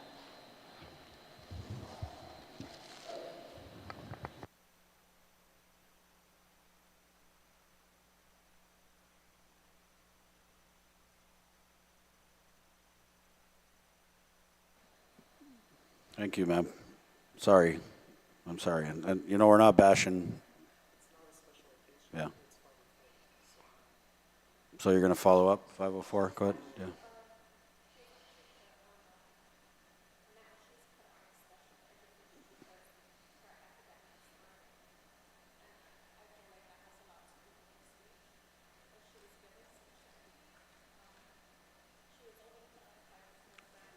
Thank you, ma'am. Please speak in the mic. Thank you. Thank you. Thank you, Mr. Vata. Thank you, ma'am. Sorry. Maria Mendiola.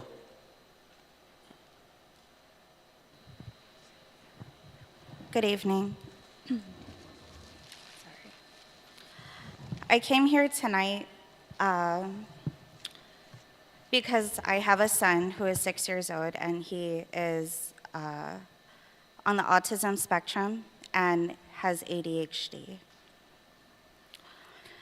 I would like to request regarding the IEP that parents are provided with the reports in advance to allow us to review the reports in depth and come to the meeting just as prepared as the rest of the team. Us parents are just as much a part of the IEP team as the teachers and administrators.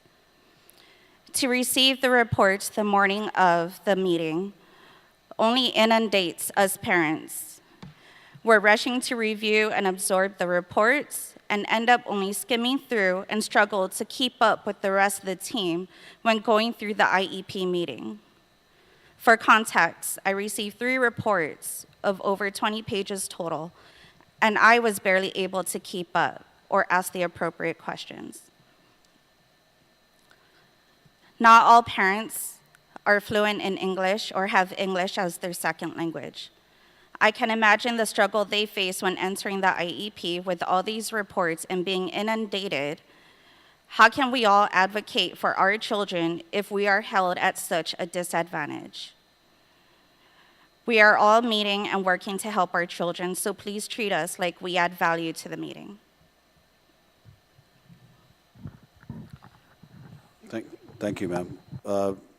Sir, if you could maybe just explain the process of IEPs and we actually have an internal policy to give reports ahead of time. So it sounds like it's not consistently being applied. So I agree with you.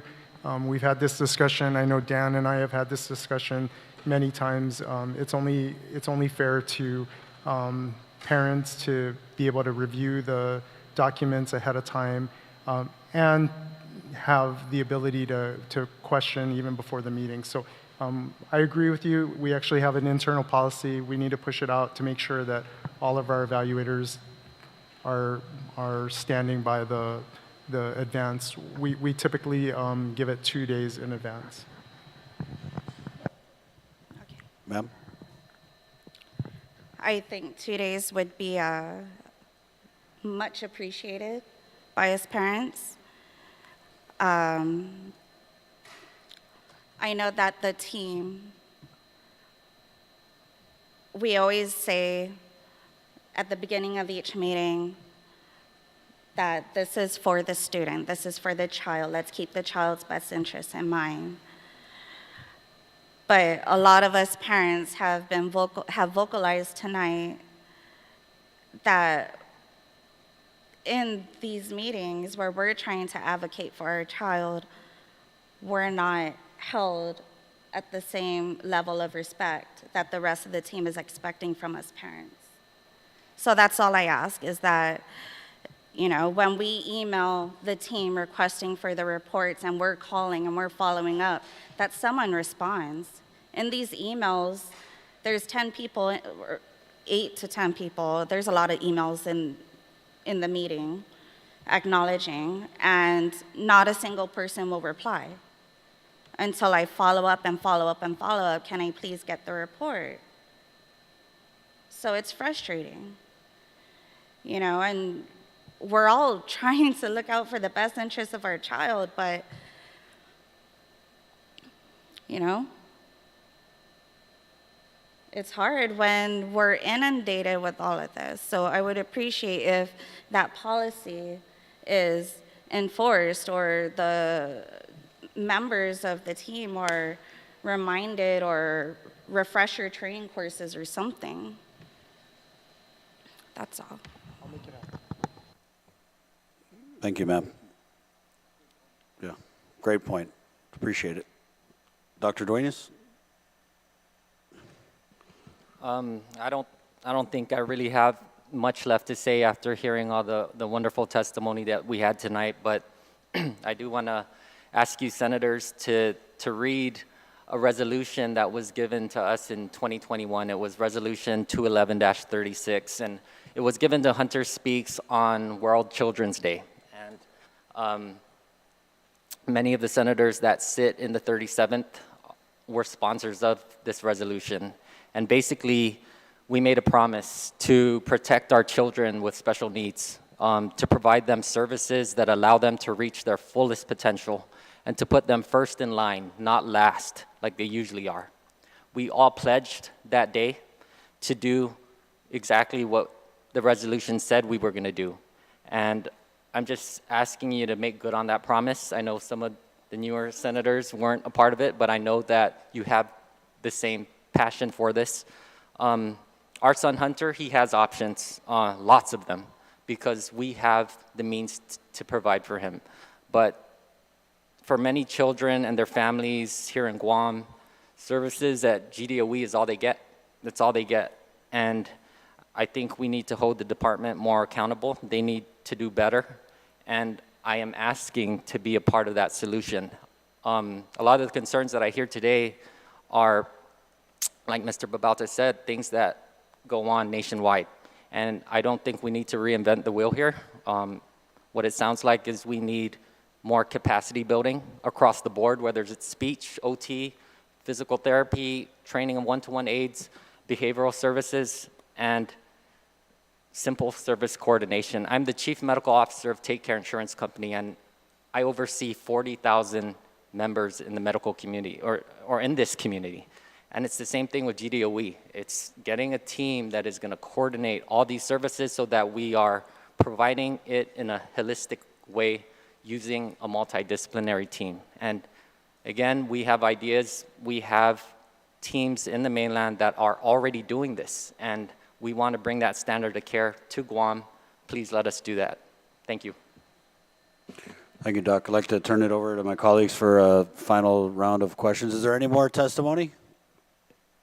Anybody outside want to come in and testify?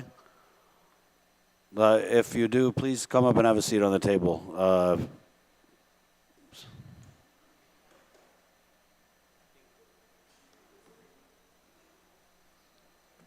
And Senator Frank Blas Jr.? Yeah, okay. Oh, it is somewhere, okay.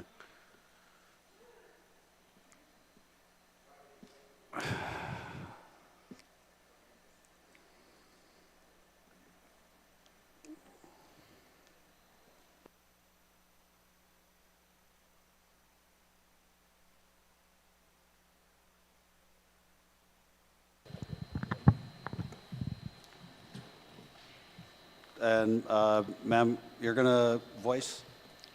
Yes, I'm going to be the interpreter for our deaf individuals sitting here at the table today. Thank you, thank you. Go on.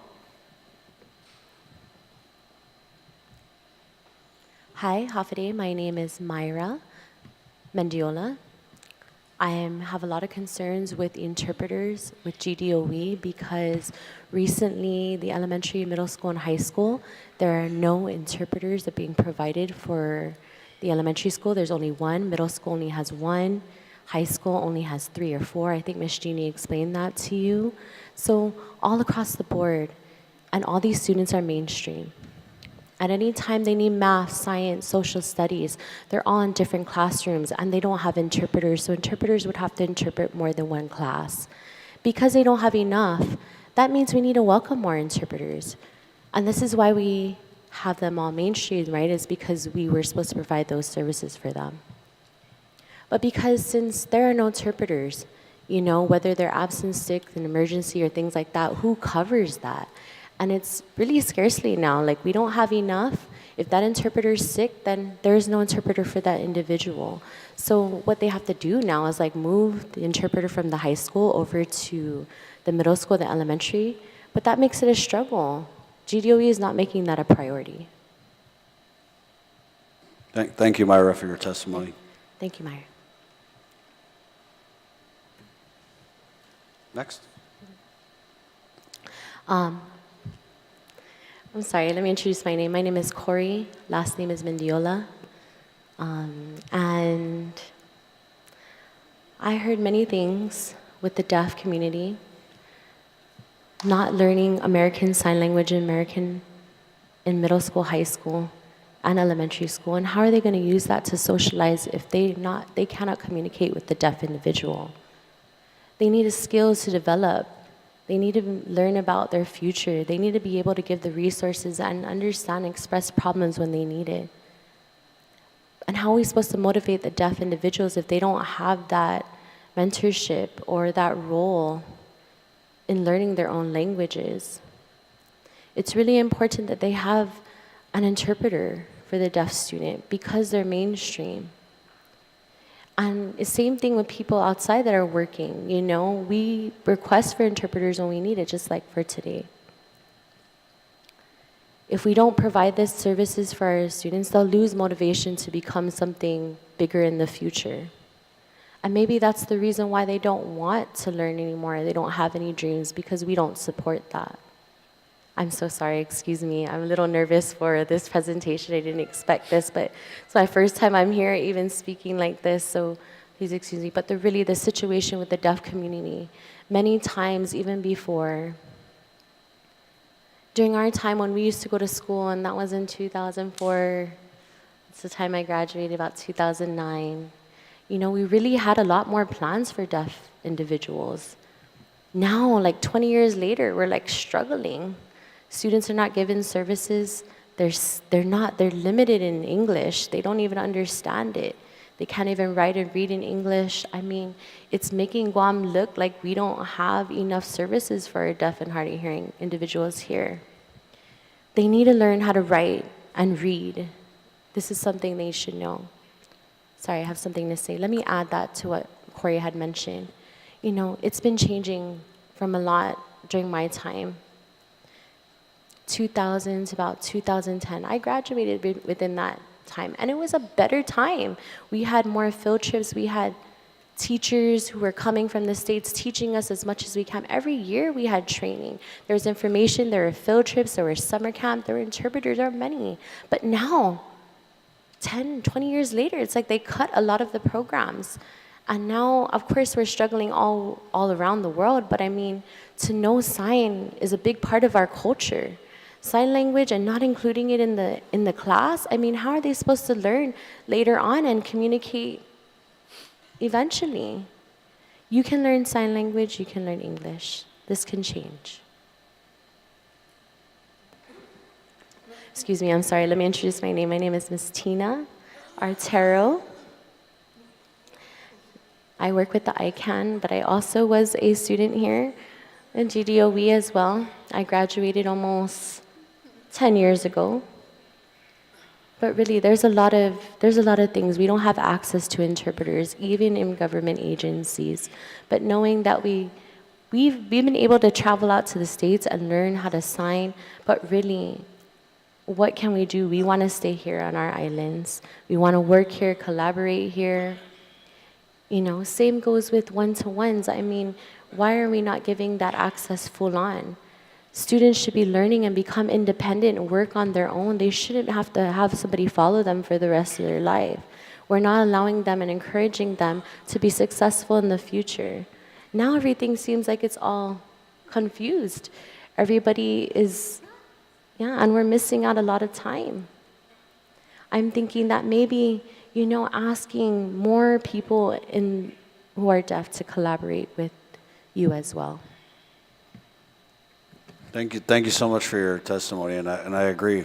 My mother's brother was hearing impaired, and we didn't learn American Sign Language, but we had our way of communicating with him, and you're right, the services have gone downhill. This was many years ago, but he was able to go to school and work for the Department of Parks and Rec for 20 years and retire, and I think that every person should have those kind of opportunities, and I'm sorry that we let you down, but I commend you for your courage in speaking before this committee. Yes. And Mr. Rabauta, I guess if you could address these concerns. I know that we did hear at the beginning of the hearing that there are, correct me if I'm wrong, 4 interpreters for the entire district, and one who has reached the interpreter 2 level. So are there efforts to recruit more, sir? We currently have 3 positions open right now, and we actually have 5 interpreters within the department. So, but that is an area of concern for us. So we have an open. I think one of the difficulties we have is when we created the position a few years ago, they had put some requirements in that made it very difficult to recruit past the interpreter 1, and also the pay scale where they were slotted into was a lot lower than I think everyone anticipated. So that's something that I'm recommending that we revisit, and that, you know, because if we're making it so stringent that we can't recruit, then I think we really need to evaluate what we can do to open that slot up. But we currently have 3 openings right now. Are these positions going to be, are people going to be able to apply for them at the April 21st job fair? Yes, but we actually have 1 applicant for the Educational Interpreter 2, and that one we're looking to do the interview for, but definitely any non-teaching positions will be open on the 21st for the job fair. Kirsten? Hi, I just want to introduce myself. My name is Kirsten Rosario. I work with the Guam Community College. We put this program together many, many years ago with a group of individuals in all agencies because there was no protocol. Guam, with that group called CLASP, it was called Cultural Language Access Service Partners, and what it was it was a group that came together to understand that language access was not only for the deaf and hard of hearing. I want to give some solutions today. So I not only interpret for the deaf, but I work collaboratively with other individuals who don't speak English. And so the court has set up kind of like a court interpreting program. And with that court interpreting program, we were able to move some laws. There's a local law. It's an executive order 2015-015, which requires every agency and entity to provide language access services. So they're supposed to have a language access plan. I also found out that any agency receiving federal dollars, Title VI also is part of the Civil Rights Act, meaning that they're supposed to provide ADA services, meaning that anybody who is LEP, which is a limited English proficient individual, is required to have accommodations. So not only am I speaking for the deaf and hard of hearing program, or the deaf and hard of hearing community, GCC used to have a program. Ms. Jeannie actually graduated in 1998 with an associate's in sign language interpreting. That last interpreting group graduated in 2000, and then we didn't have a program for 20 years. But that CLASP group that came together was able to kind of fight for that. So we developed a program, and we've had this program for 5 years. It's a sign language interpreting certificate program. That was requested by GDOE. We could not have this program at GCC unless GDOE had agreed. And so we put this program together. We've graduated over 18, and out of the 18, only one has been hired. Not only that, I would have to say that the interpreters within our system haven't moved from one-to-one, school aide, teacher's assistant, over to the educational interpreter job position. So I actually have an interpreter, Agata Johnston, who's been there for 20 plus years and is still a school aide. Still doing the job position of other related services. Miss Jeannie here today, I mean, she's here signing for us, but she's supposed to be at JFK interpreting for a deaf child who's playing football. We don't get a lot of, individuals with special needs who are playing regular sports, and Miss Jeannie tries her best to be there without pay from 6 to 8 every night, Monday through Friday, to provide this deaf individual the services needed, which is what you see right here. This looks nothing like English. So even if you add subtitles on, it would not look the same as an English language, right? So every child needs this. And so we've created a program at GCC. We've fought really hard to have this program. We've provided interpreters. Our interpreters are not being hired. I do have interpreters who have traveled abroad. In Texas right now with their degree, they're getting hired, and at $30 an hour. But here on Guam, there's a struggle. They're not getting hired. My interpreter just recently flew back from Las Vegas. I went with him to HR to follow this process, and he still hasn't been hired. He's been here for 2 months.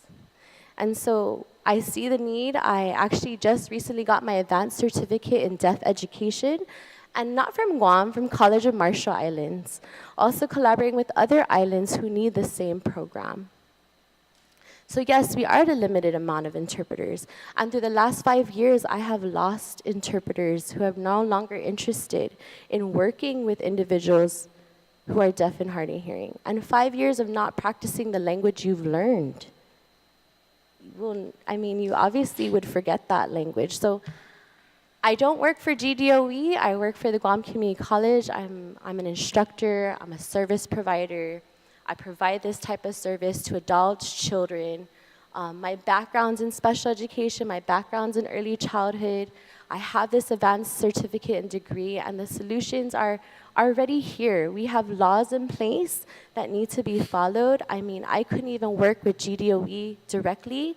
I am so blessed and fortunate to have Career Tech Academy open their doors this August to the deaf education program, meaning that all academics will be signed and all electives will have interpreters to follow them. This was something I could not do with GDOE. This is something I had to reach out to a different school, and luckily that principal at Career Tech Academy is a former deaf educator. This is what happens when we continue to do our work. It doesn't matter if we stop advocating or not, that there are still people out there that want to work with deaf individuals. I have Miss Myra here. Miss Myra graduated from the Gallaudet University out in Washington, D.C. She has her degree in deaf education, deaf studies with elementary education. She's even applied to GDOE. And I've explained this to Tom. I met Tom almost 8 years ago. I've now worked with 6 different DHH coordinators, have to reteach them, have to re-educate every single government entity that comes in about language access services. This provided tonight should be provided in media, anything that's public. This should be given out in all languages. I'm not saying only sign language, but I'm saying in all languages, right? So I'm hoping to somehow find a solution, come back to the table. It's really frustrating for us too. You know, of course we try to connect, we come out, we get frustrated. I mean, I'm working with a whole different community.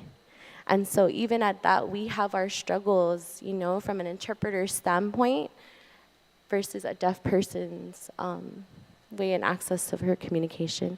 Thank you, Senator Barnett. Thank you, everybody who stayed all the way this late. Thank you, Kristen, so much for Thank for you. your service and all the work that you're doing for the community. We need to take a short recess to reset the audio, and then we're going to come back and close out the hearing. So thank you for your patience. We'll be back in just a couple minutes. Thank you.